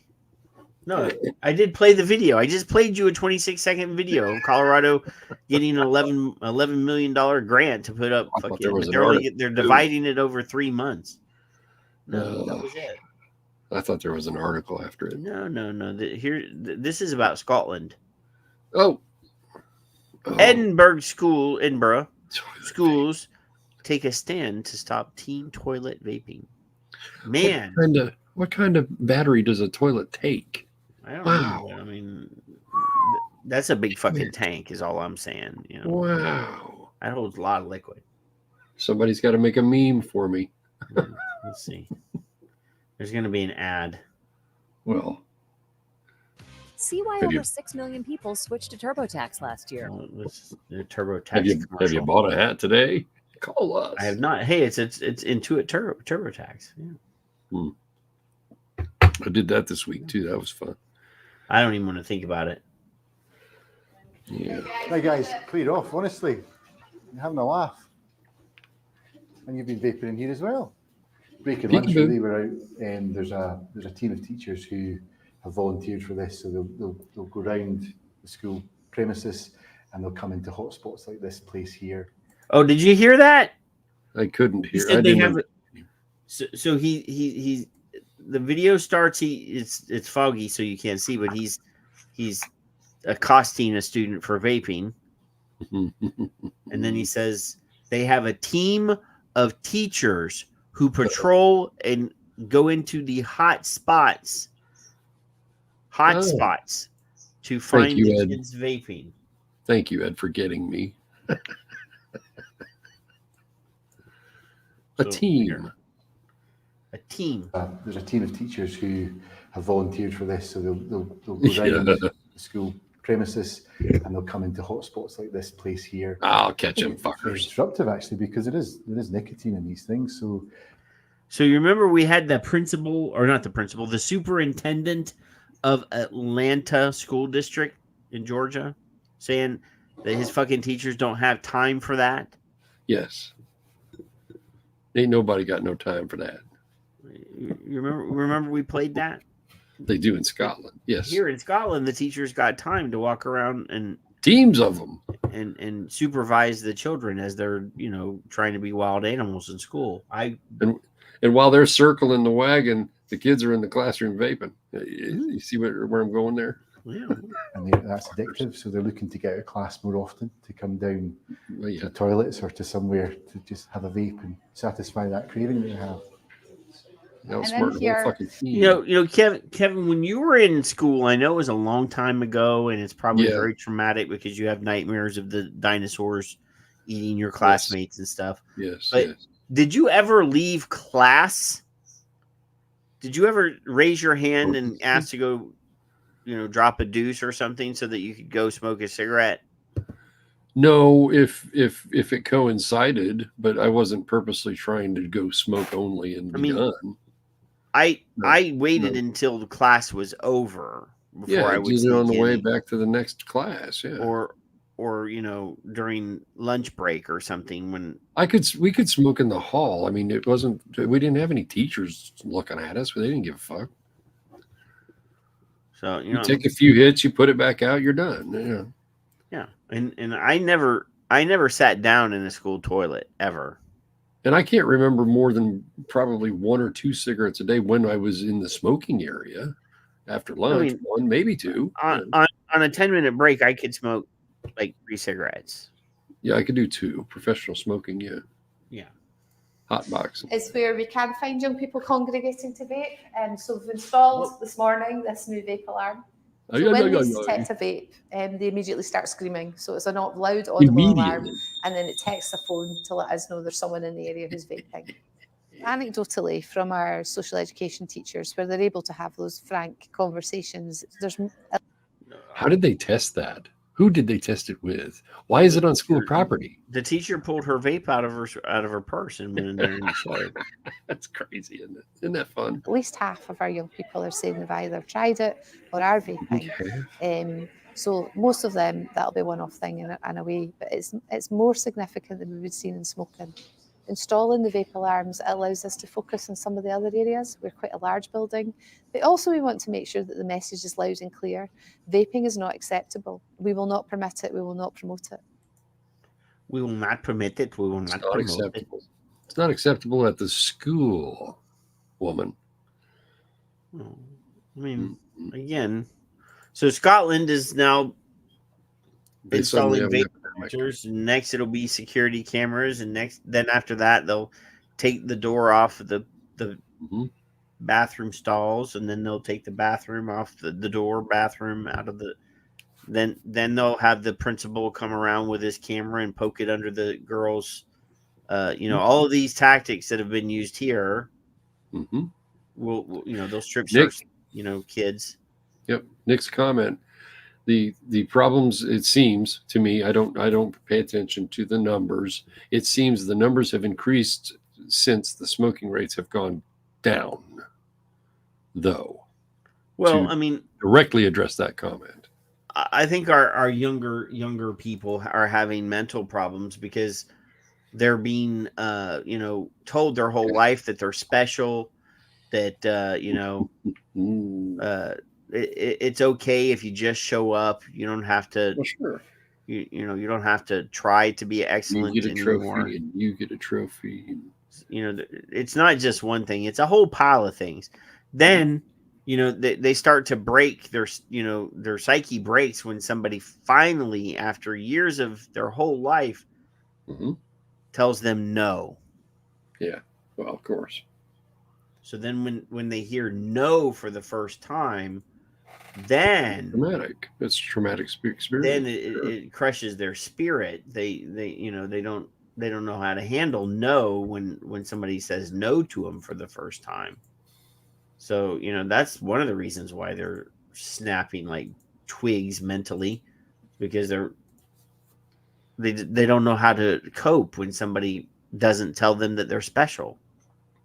Well, and the other part of that to me is that if they were using something, it doesn't matter, but let's use vape or cigarettes as a coping mechanism, and then they're being told you can't do that.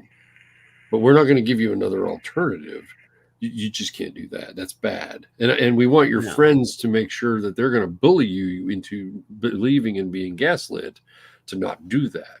Meanwhile, we're going to ignore the reasons why. We're not going to talk with you and ask you the problem that you're actually having. We don't care about that. Fuck you. Stop vaping, you bastard. Right? So, yeah. Yeah. So they don't address the real issues. Kevin, do you know what time it is? Oh, for Christ's sake, it's got to be. It has to be. It can't. And you actually sent some tweets. I did. I debated on a couple different ones otherwise, but I didn't send them. So here, let's reasons for each. It's time for the Vape Cats X of the Week. Wow.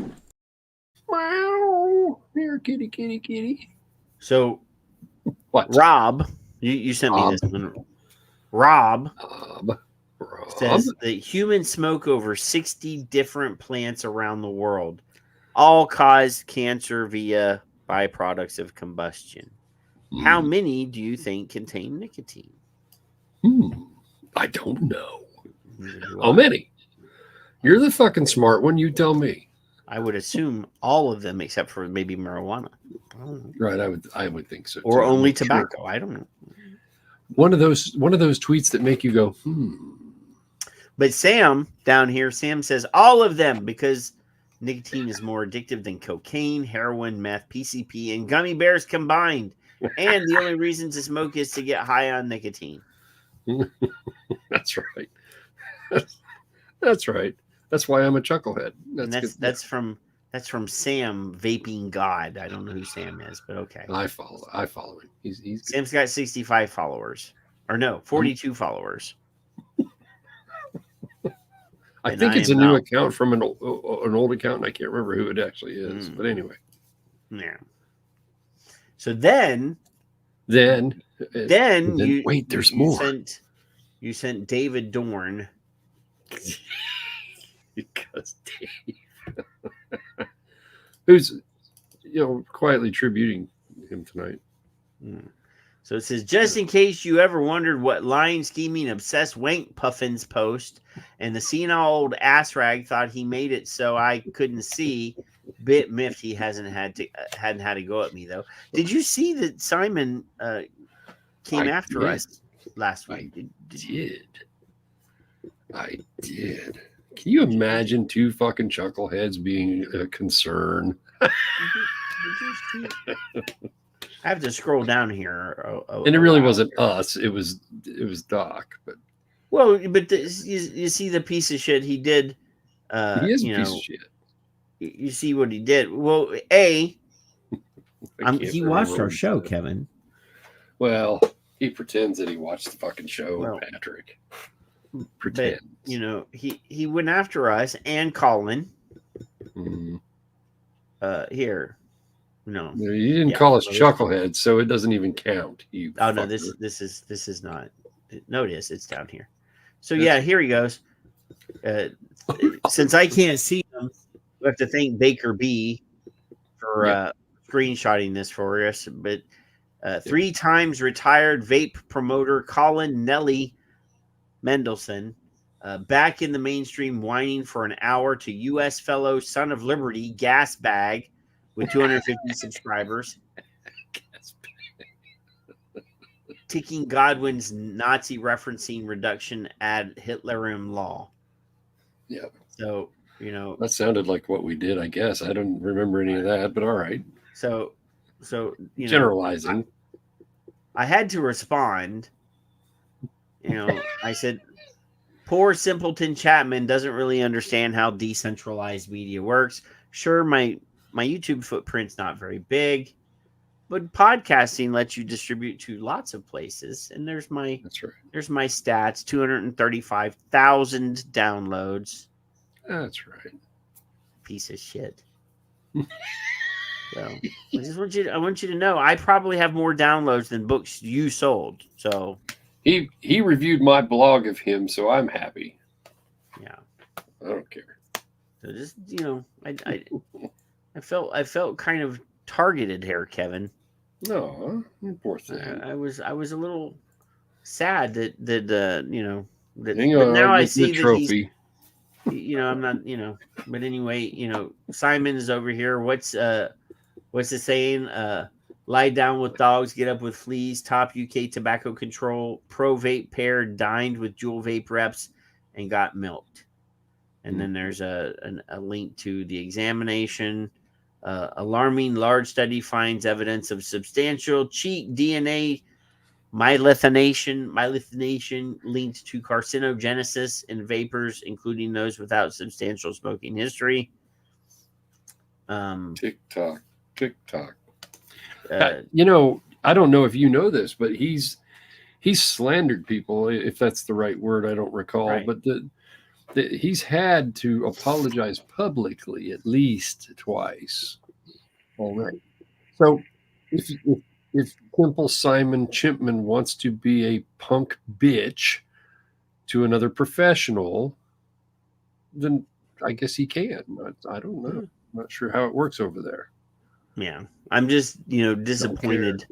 I'm just disappointed that he does all this behind a block, Well, yeah, of course. It's easier he's that not way, Patrick. That's That's what bullies do. Just in case he's currently watching the show, if he had a real set, he would come on and talk and debate us. He doesn't have a set. Two dumb American, Yanks, chuckleheads. Yeah. Yeah. He's still pissed off that battery operated devices have replaced him, just like they probably did at home. Anyway, let's Kevin. Oh, I've tweeted that 15 times. Who cares? Calm down. So then Joe Gitchell. Yeah. Joe, you retweeted Joe. I love to hate him and I hate to love him. Bigly recommend subscribing to the study showcast from these two fellas if you want to become a more discerning consumer of science and health news. And then there's it's a thread you should read, and I will say that was nominated by some cranky old broad, actually. But you should peruse. Well, of course, she's going to share Joe Gitchell's stuff. They have authored papers together, Kevin. Yeah. And I like Joe. I do like Joe. I've had. You just said you love to hate him. I love to hate him, and I hate to love him. Yeah. He makes me think too damn much. Makes my head hurt. I don't like that. Well, That's okay, though. It's definitely maybe not geared for it. Do you think maybe Joe could get Simon to come on with us? I already put it out there again. We did this once before. Saw it. Come on anytime. I'm sure you could accommodate his dumb ass. You can mute me. I don't care. I would have to mute him, I'm sure, so that we can speak and unmute him, and then Well, tobacco because he is a gas bag. It's hard to understand, tobacco ease. Yeah. So, well, if a monkey like Chimpman can do it, then I think that we can do it too. Yes, we've lowered ourselves to name calling. Oh wait, no, we're still doing it. Never mind. He compared me to Hitler, so I'm gonna fuck him. If he had any cojones, he'd have already called you. He'd have already written, and he hasn't. Private message me. You know where to find me. Any public unblock debate, me though before you message me though. Any public debate, Michelle, just any public debate. There isn't one, and he said nobody, with a half a brain would ever say that vaping is bad, or something to that effect. I can't remember. Don't care. So then Brad. Well, yeah. Brad K says I mouth to lung vaped for my first 6 years and then direct to lung vaped 7 years. Recently purchased an MTL vape to test out the latest technology. Switched between my usual DTL mod and my new MTL pod. Vapes today noticed a throat hit occurs in different places. Well, I don't know. I don't know if I want to talk about. Hey, be nice. Do you see the old man was prematurely evacuating again? Well, the girl's got to work. Because I did call him old ma'am accidentally just now, but Did you? I love you, Nick. Not as much as Fig. That was an accident. I didn't mean to call you old ma'am, Nick. I'm sorry. Wear something nice, Nick. Try to get a little extra business this evening. So the purpose of this tweet was actually twofold. Number one, it's educational, and number two, the one on the left is Kevin. The one on the right is me. Yeah. And I had literally no idea that people did direct lung smoking or vaping. I had no drippers do, clue. you dummy. Huh? That's what that back cloud comps you suck directly into your lung. You don't mouth the lung, you bring it into your mouth and then you push it back in your lung. My son said, well, that's what I do. And I'm like, you what? So it's called, it's the same thing as deep throating, which is the Well, that's why I'm unfamiliar with it. So you have to cup the balls. For those of you who did not know, there are two ways to do that. I'm sure there may be more, but whatever. You could do both. So I did try it, and it wasn't as comfortable, but I could do it, depending on the strength and all that, but the device as well. So I'm glad Brad actually showed that, and he put a diagram together. I thought that was crazy fun, because this is an education that the people that are not knowing enough need to know. Not necessarily us and our wonderful audience, but those who need to know, like Simon, our pal. The chimp man? Yeah. Yeah, well. All right. So somebody reposted this, and so this one is this is actual post from the World Health Organization. No. And it has video on it, which we are going to have to listen to so that you can hear it directly from them. And then we will discuss. Oh. I hate when that happens. This is about WHO funding. So let me go ahead and pause this. I'm going to take it all the way over here to the beginning. I'm going to rub it. Well, that's as big as it's going to get, but okay. So let's play this now. Let's just play this. Yeah. How do we finance WHO, or is WHO adequately financed for all the public health challenges that we can think of? There are two funding streams for WHO: assessed contributions and voluntary contributions. The assessed contributions is the membership fee. All 194 member states together contribute to this fee. So every member, every nation member of the WHO are supposed to pay dues to be a member of the WHO. Now, he's going to go on here and say that they're not set, so they're flexible. And anyway, keep going. Depending on their economic ability. The very good thing about assessed contributions is that they are 100% predictable, so the WHO knows that this funding will come in, and they are 100% flexible because it doesn't come with strings attached. So the membership dues are required money for being a member, and the WHO can spend that money on anything they want. There are no strings attached. Okay. It doesn't come with any preconditions. This is only a very, very small portion of WHO's financing. They, at this moment, represent a little bit less than 20% of the... So the membership dues from the nations that are members of the WHO only make up about 20% of their financing and funding. Okay. Entirety of WHO's financing. The second funding stream, more than 80%, are voluntary contributions that donors provide to WHO on a voluntary basis. There are two challenges linked to the voluntary contributions. The first is they are not completely predictable. The second challenge is the flexibility. The voluntary contributions are to a vast majority specified. That means that the donor provides this funding with a very specific outcome. Oh, what? I'm sorry. Did you say there's reason to send money? Okay. So for example, mm-hmm. I can name two names right off the top of my head.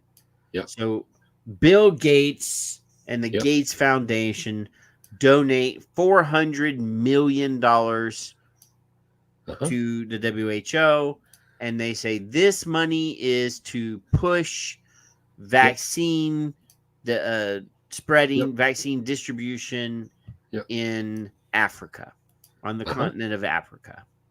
Or Michael Bloomberg, via Bloomberg Philanthropies, donates $600 million and says this can only be used to push a nicotine-free agenda. So here's the money that you need, but you can only spend it on what I tell you can spend it on. So paid influencers is what you're saying on TikTok have nothing on this. But many of the key areas that we all expect WHO to perform remain chronically underfunded. So real work, we don't care. WHO says, well, we really need to be pushing for, needle exchanges, or we really need to have this money go to reduce tuberculosis in sub-Saharan Africa. Or we really need this to provide clean drinking water to poor countries in Central and South America. Why can't we? No, you only want us to, we can only spend this money on pushing a nicotine-free agenda.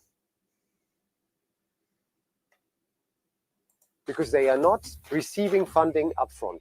And that's the challenge that we are trying to address. Member states acknowledge this challenge.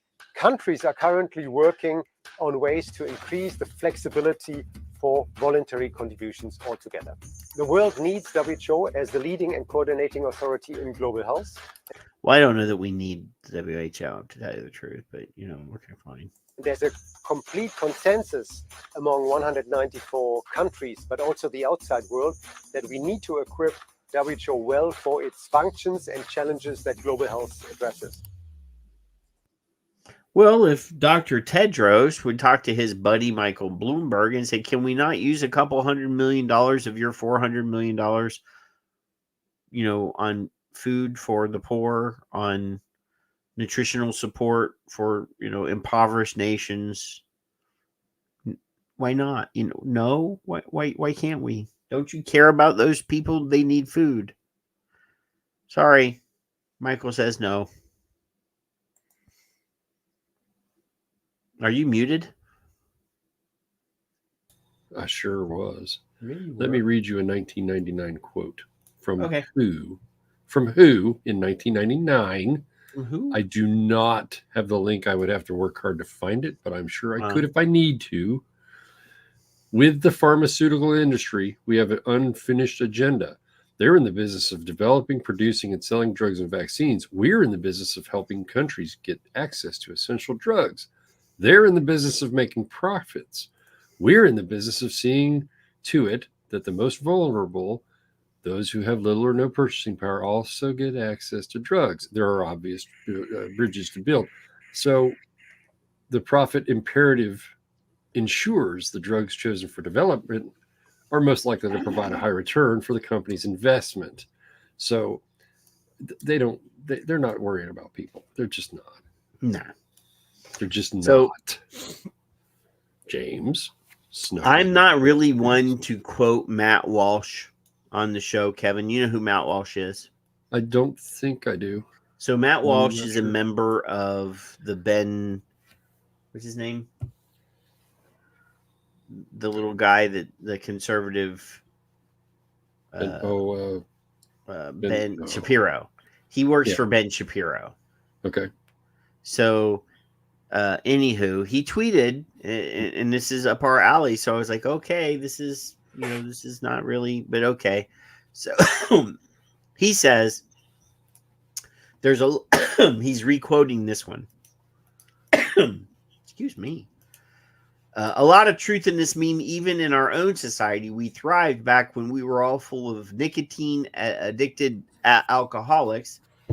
I'm not saying that we should be nicotine addicted alcoholics, but clearly tobacco and alcohol do not prevent society from becoming great. Every great society has lots of booze to go around, and our own society, when it was great, had booze and tobacco and plenty of it. On the other hand, there has never been a great society full of stoners. Never in history. So there's a picture of a stoner society, and it's pretty sad looking over here. And then alcoholic societies, architectural masterpieces. So not that I'm making fun of the stoners, Kevin, but I just saw that and thought I would reshare it. I once was a stoner, so yeah. I have not really been stoned. I know. Not like my friends, but I It's tried okay. it. And really just wasn't for me. But anyway, Alex Wodek tweeted, people smoke for the nicotine, but they die from the hostility to tobacco harm reduction. A fucking man. That's and then he says, beautiful. with apologies to the late Professor Michael Russell, who in 1976 said people smoke for the nicotine but die from the tar. Yeah. So just I saw that and I'm like, oh, well, let's get Alex some airtime. We like Alex. Mm-hmm. Absolutely. Mm-hmm. Oh, Taco Bell. Yeah, that's right. Stoners mean Taco Bell. Oh, yeah. Mm-hmm. So the burritos. Kevin, this is what? So I tweeted. I haven't been really active on Twitter. Yeah. So I did tweet this week, other than the Simon Chimpman stuff. Yeah. I did tweet this article, and I will present it just because nice. It went around a little bit, and this is not in the Twitter. It's not in the Twitter segment of the show. This is after the Twitter segment of the show. But I tweeted, you'd think an org called Truth Initiative wouldn't be a den of deception. One look at this recent addition to their website shows their name should be the Deception Initiative.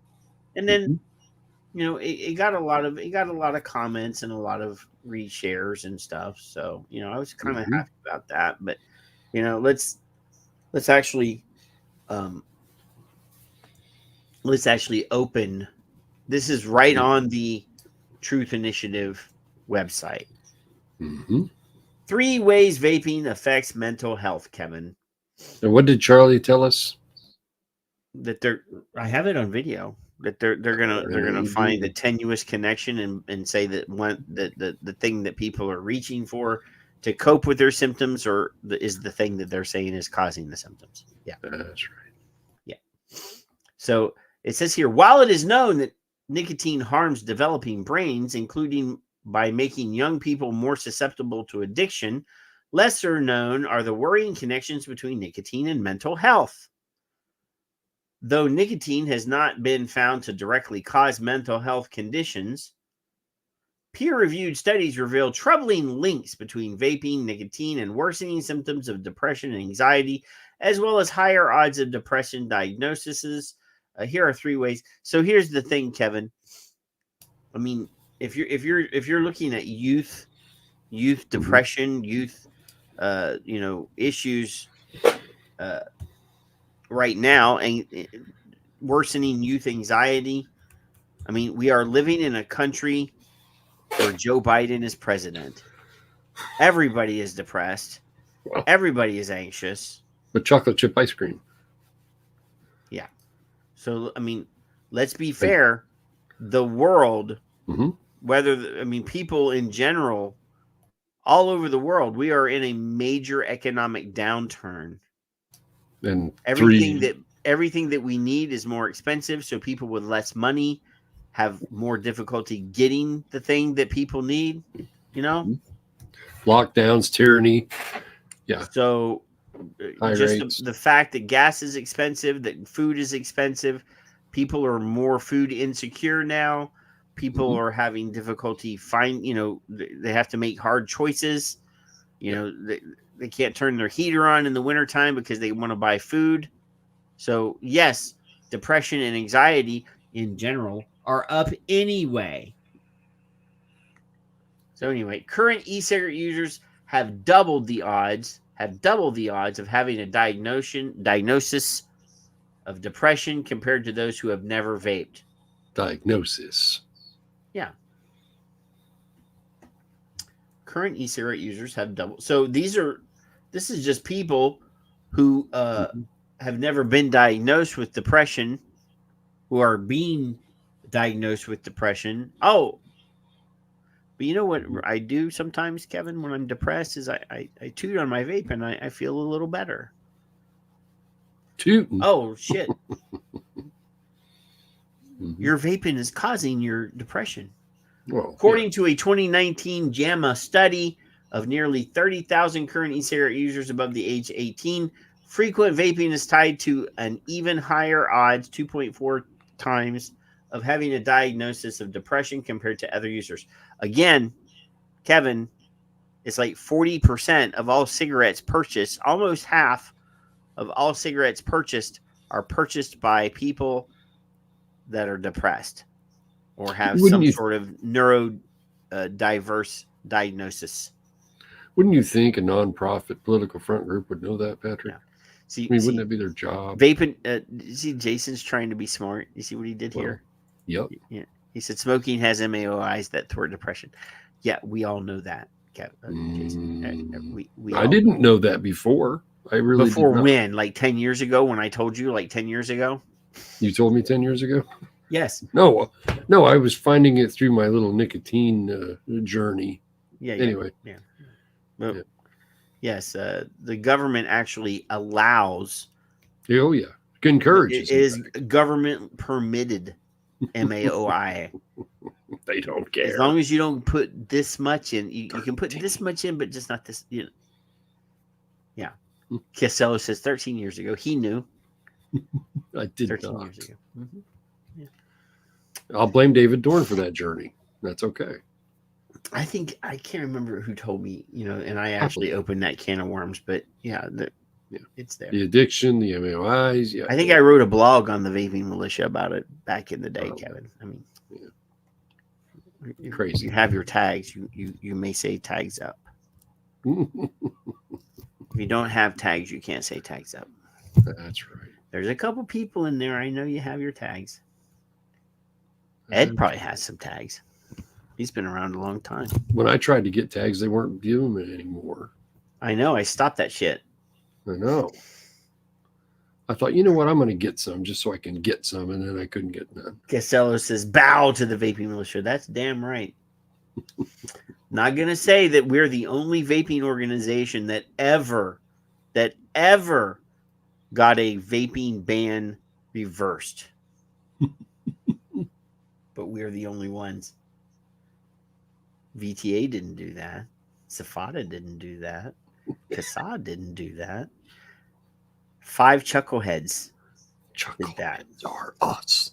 That was before we even used the word chucklehead. I'm just saying. Well, yeah. All I know is that a city in Texas banned vape shops and a week later voted to reverse their decision. You didn't know you were chuckleheads, but you knew your place. We did know our place. We were the ones that were on the stage cussing. We were the ones on the stage getting people fired up.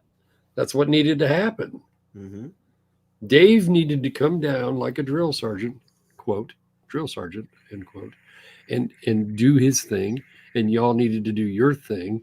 And these people needed to be way more pissed off and way more. Everybody motivated. ignored David, and everybody ignores us now. Yeah. So, yeah. Yep. The study also showed current e-cigarette users had 1.67 times higher odds of former e-cigarette users had. What? The study also showed current e-cigarette users had 1.67 times higher odds, and former e-cigarette users had 1.52 higher odds of reporting at least one day of poor mental health in the last month compared to never users who reported no poor days of mental health. So here's the thing, Kevin. Do you think it's possible? Do you think it's possible that there are people out there that have poor mental health and don't know that they have poor mental health? Yes, and I also are unaware of their symptoms?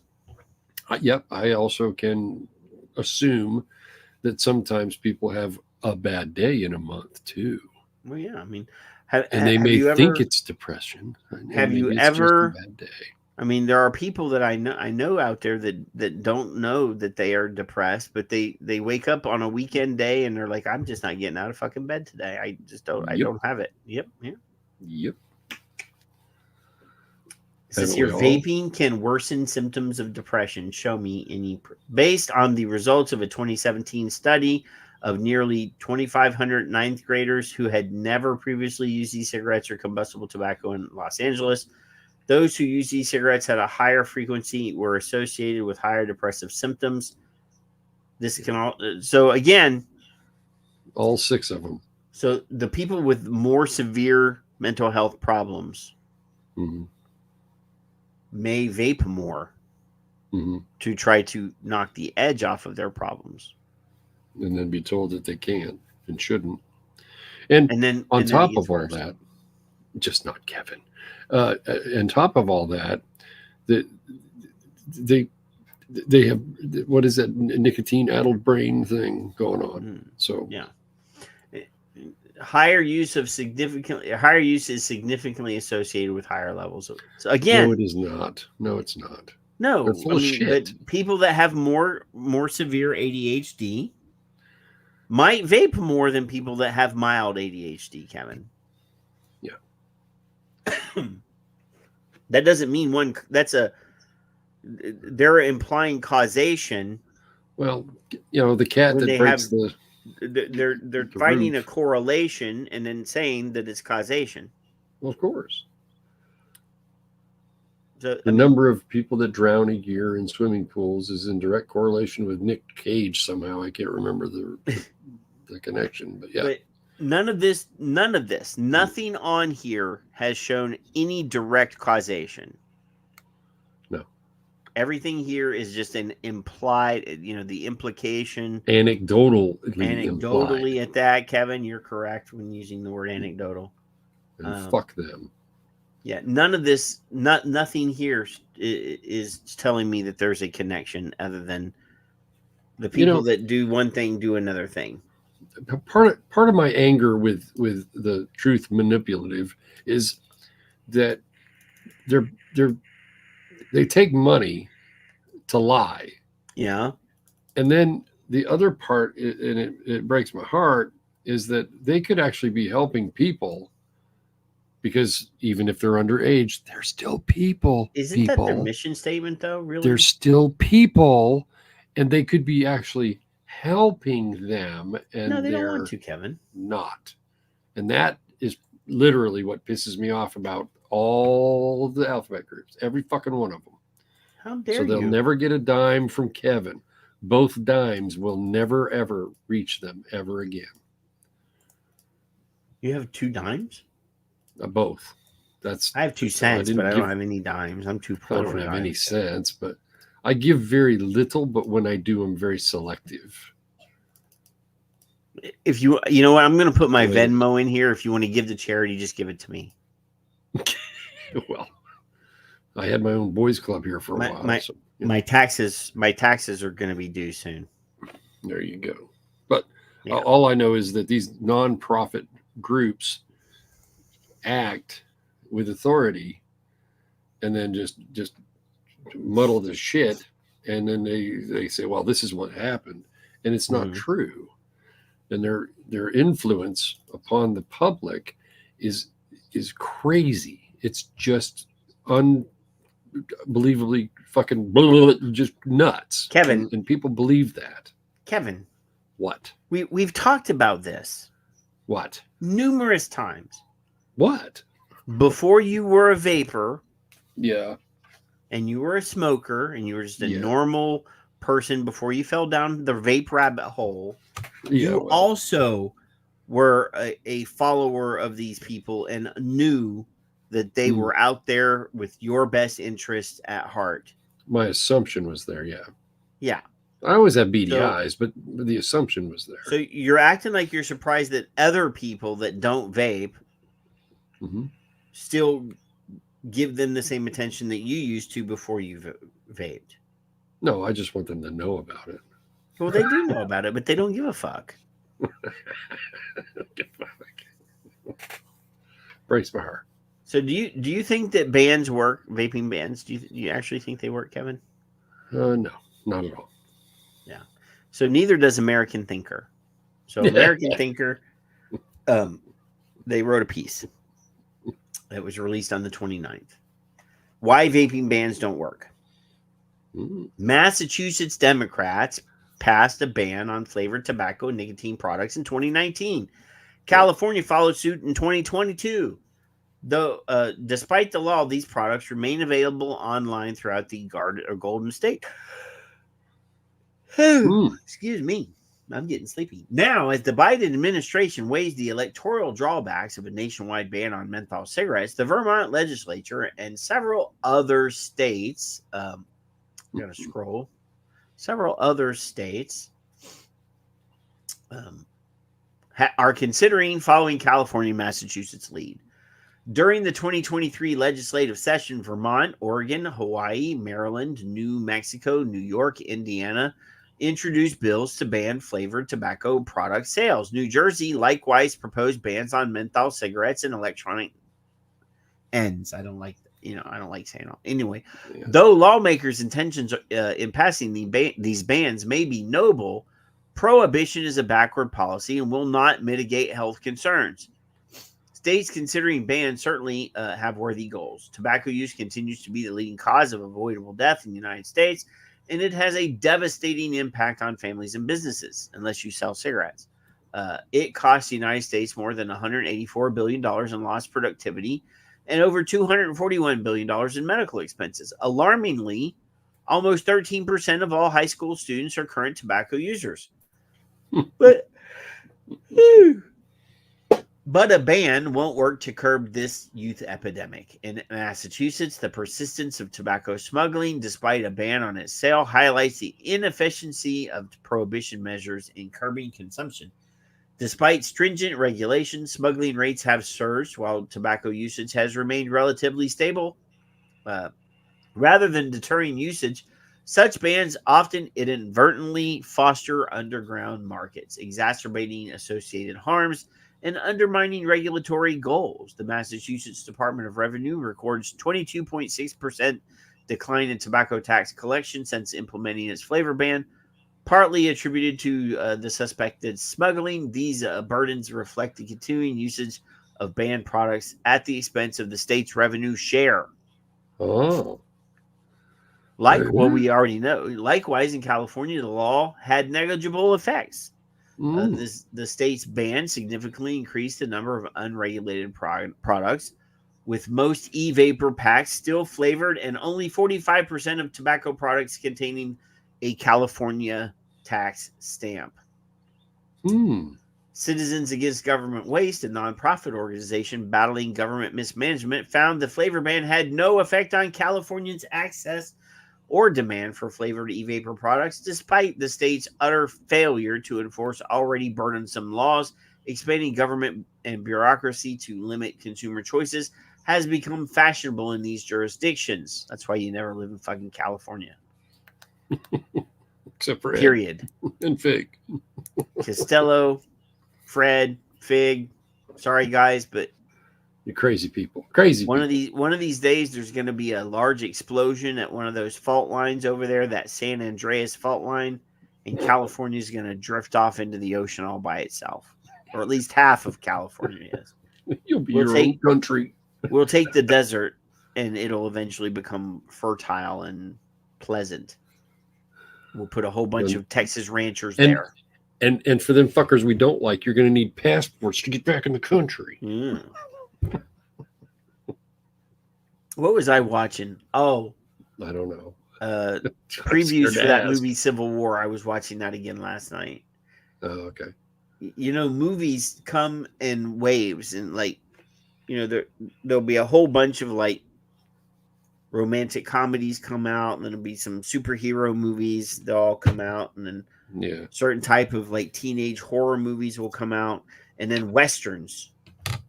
Yeah, westerns will make a comeback for a few years. They'll come out with a handful of really great westerns. Happened a while back. Unforgiven came out. Open Range came out. That movie Hidalgo came out. Last night I'm watching movie trailers, and I saw the new movie trailer again for the Kevin Costner Western that's coming out called Horizons. And then right after that, there was another Western with Viggo Mortensen in it. And it's like the Dead Feel No Pain is the name of the movie. And like, it looked quite awesome. I'm getting ready for my cowboy movies to come back out, Kevin. All right.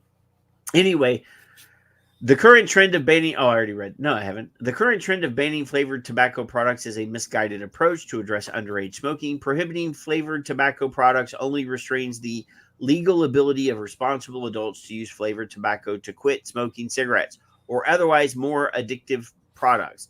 We must pursue strategies that empower individuals and communities to make healthier lifestyle decisions. Instead of doubling down on ineffective bans, policymakers should focus on feasible initiatives to reduce tobacco use among minors.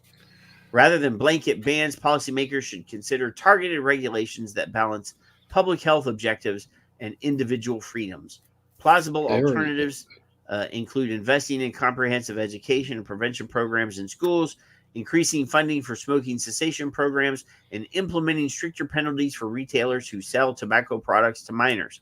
Oregon, Maine, Connecticut, Maryland, and Oklahoma have already rightfully increased their funding for tobacco prevention programs, while most prohibition-friendly states haven't. By addressing the root cause of underage smoking and empowering individuals with the resources they need to quit, we can achieve meaningful progress in reducing tobacco use across all demographics. Bullshit. There's two more paragraphs. Utah's remarkably low youth tobacco rate is a testament to the state's multifaceted approach toward tobacco. No, it's because there's all those Mormons, and they don't break rules. A combination of robust public anti-vaping campaigns and community engagement has fostered a culture that actively discourages tobacco use. Moreover, Utah's unique cultural factors, including a strong emphasis on healthy lifestyles, contribute to the success of tobacco prevention efforts. By prioritizing education and advocacy, Utah has created an environment where youth can make informed choices about their health and well-being. Policymakers must act and replicate this model elsewhere. I don't know about that. What do you think, Kevin? Oh, you know what I think already. First of all, they have the funds already supposedly they're just not putting them in the right place. And they fucking took that to the bank and they said, yeah, we ain't got to worry about this. We'll just raise more taxes. Fuck them. Yeah. No, their ability to help themselves for access, compliance, and enforcement was already baked into the original plan. The original plan also said that they had to curb youth smoking or whatever exact words I don't recall, and they're full of shit. They want more money. Keep smoking. We need the money. That's what they want. Such language. Anyway, here we go. If you hear the words New Hampshire run out of my mouth, it's because friends still live in Massachusetts and do New Hampshire runs for both booze and cigarettes. Period. They still do it. So speaking of weirdo Yankee states, Kevin. Well, so this is from the I thought that said something else. Vermont Digger. And there's a hat ad. Stop saying the word. Survey shows vaping rate doubled in Vermont while cigarette use declined. Findings released this week comes as Government Phil Scott considers whether to sign a bill that would ban the sale of flavored e-liquids. Well, I hope he sees that the smoking numbers went down and vaping numbers went up as a good thing. No. Yeah. More people than ever are vaping in Vermont. Survey results released this week by the Vermont Department of Health showed the rate of e-cigarette use in the state doubled from 3 to 6% of adult respondents between 2016 and 2022. During that same 6-year period, cigarette use dropped from 17% to 13% among those surveyed. Ben Truman, a spokesperson for the Department of Health, said there was growing concern among the health officials about the increase in vaping. What? Among adults. What? Yeah. So he's concerned that fewer people are smoking and more people are vaping, Kevin. Well, there's a 5% loss of revenue that they're concerned about. Please continue. What we're seeing nationally indicates that this is a trend, he said. The adult tobacco survey conducted in 2022 collected online and mail responses from nearly 3,000 Vermonters. It found that nearly a quarter of respondents, 23%, used tobacco products. The results released Tuesday come as Governor Phil Scott weighs whether to sign a ban on the sale of flavored e-liquids and tobacco substitutes. Truman said the timing of the report's release was coincidental. Part of the reason why the report took longer than usual is COVID. Oh, there's that damn word I said that I can't say. The legislature recently passed S18, which would prohibit the sale of flavored vape liquids, flavored nicotine pouches like Zyn, and menthol cigarettes. Scott has expressed concern about the bill's impact on the state's revenue. Yeah, because they don't want fewer people smoking. They want more people smoking. They lost 5%, Patrick. Yeah. So it says here, vape users, 87% whom use flavored products, according to the survey. These are a survey of adults, by the way, would be most affected by the ban. Younger Vermonters are more likely to opt for vapes, according to the survey, which found that the average vapor user is 10 years younger than the average cigarette user. Well, at least they're not smoking. The generational disparity, among others, has led some court lawmakers to suggest that S18 would be discriminatory. Survey results show that the LGBTQ plus and people who are uninsured or have Medicaid insurance use flavored tobacco at higher rates. Cigarette smokers still outnumber those using vapes in Vermont, but unlike e-cigarette users, their numbers are declining according to the survey. Cigarette smokers would also be affected by the ban, though to a lesser degree than vape users. 36% of cigarette users use menthol cigarettes, the survey found. The potential ban of menthol cigarettes has another point of contention when lawmakers debated S18. Black people are more likely to smoke menthols, which led Representative Saudia Lamont, a Democrat from Morristown, to declare that the bill feels targeted and harmful in remarks made on the House floor on March 14th. So the governor has raised questions about the fairness of banning menthol cigarettes while Vermont businesses are allowed to sell flavored alcohol and cannabis. Lawmakers have asked the state's Health Equity Advisory Commission to study the question of making an exemption for menthol cigarettes. Mint or menthol is the most selected flavor among current tobacco users of any kind at 41%, according to the study. Or the survey. The results of that survey are expected in January, a year before the ban would go into effect. Nearly half of Vermonters who smoked tried to quit the past year, according to the survey, and most of those tried to quit 3 or more times. We're heartened by the number of adults trying to quit, said Truman. Nevertheless, he worries that cigarette users turning to vaping is a quitting method. Yeah. So you got a guy in charge who doesn't like you doing what you choose to do, so he doesn't want to have you do that any longer. Yeah, it says here, it's hard to quit cigarettes, he said, but vaping is not healthy. It's not FDA approved.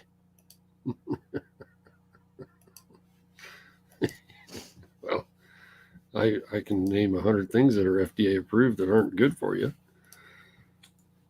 It's not FDA approved, Kevin. And it's not approved. It's authorized, you fucks. Yeah. Took me a long time to say that. Fucks? No. Authorized. Oh. Yeah. So yeah. That's all of the vaping content for tonight, Kevin. Damn. We blew right through it. Damn. Yeah. Good. I know. But we do have 4 pieces all right. over on the Rumbles.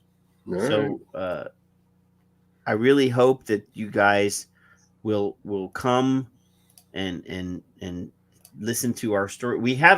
The first story on the Rumble is sort of a bridge. It doesn't directly have to do about vaping, but it is about government overreach and a new bill that would limit government regulatory things that hurt small businesses. I like less government. Yeah, me too. So anyway, I'm going to play a video piece. I'm going to go fill my drink because I'm parched from all the jibber jabbering. And we will be back only on the Rumbles. Let's get ready to rumble. So I'm going to play a longer video piece to give me time to do all the shit that I need to do. All the things. All the things. I'll expect you people over there somewhere. Let me see. Which one of these longer pieces? This one's 3 minutes here. This is this one's good. We're going to play this one. All right. So we'll be right back. Nope.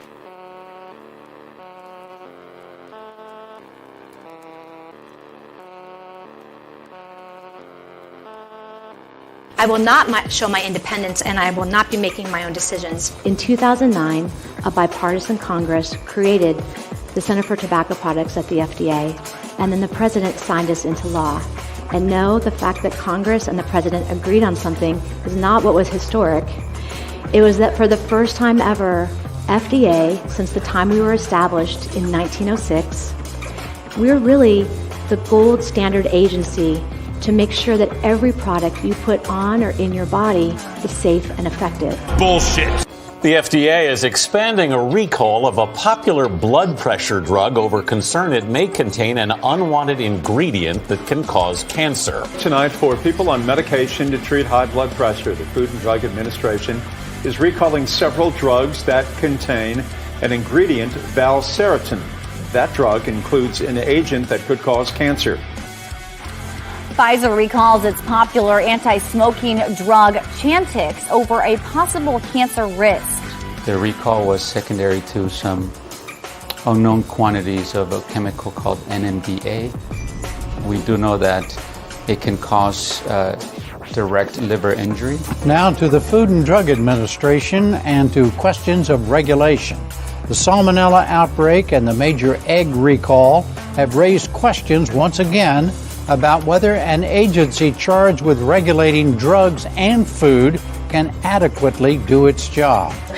I can share that, at least from where FDA's perspective is, we would prefer to not have kids on the continuum of risk, if at all possible. But we recognize that's not possible because kids are kids, and there's many, many, many reasons why they choose to do different types of things. If we get asked a specific question by a teen, either a direct message to us or via social media about the relative harms of vaping versus cigarettes, we try to be as clear as possible that if your comparator is a cigarette, vaping is less harmful. As kids are incredibly smart. I'm sure both of these gentlemen, I'm sure, see that, and they have a crap detector a mile wide. We have not tried to tackle that directly in any of our proactive messaging, but when we get questions specifically in social or direct message, that's when we have that one-on-one dialogue. The FDA today calling it a dangerous epidemic. The FDA calls teen vaping an epidemic. Epidemic. Vaping is not as harmful as smoking. You suck.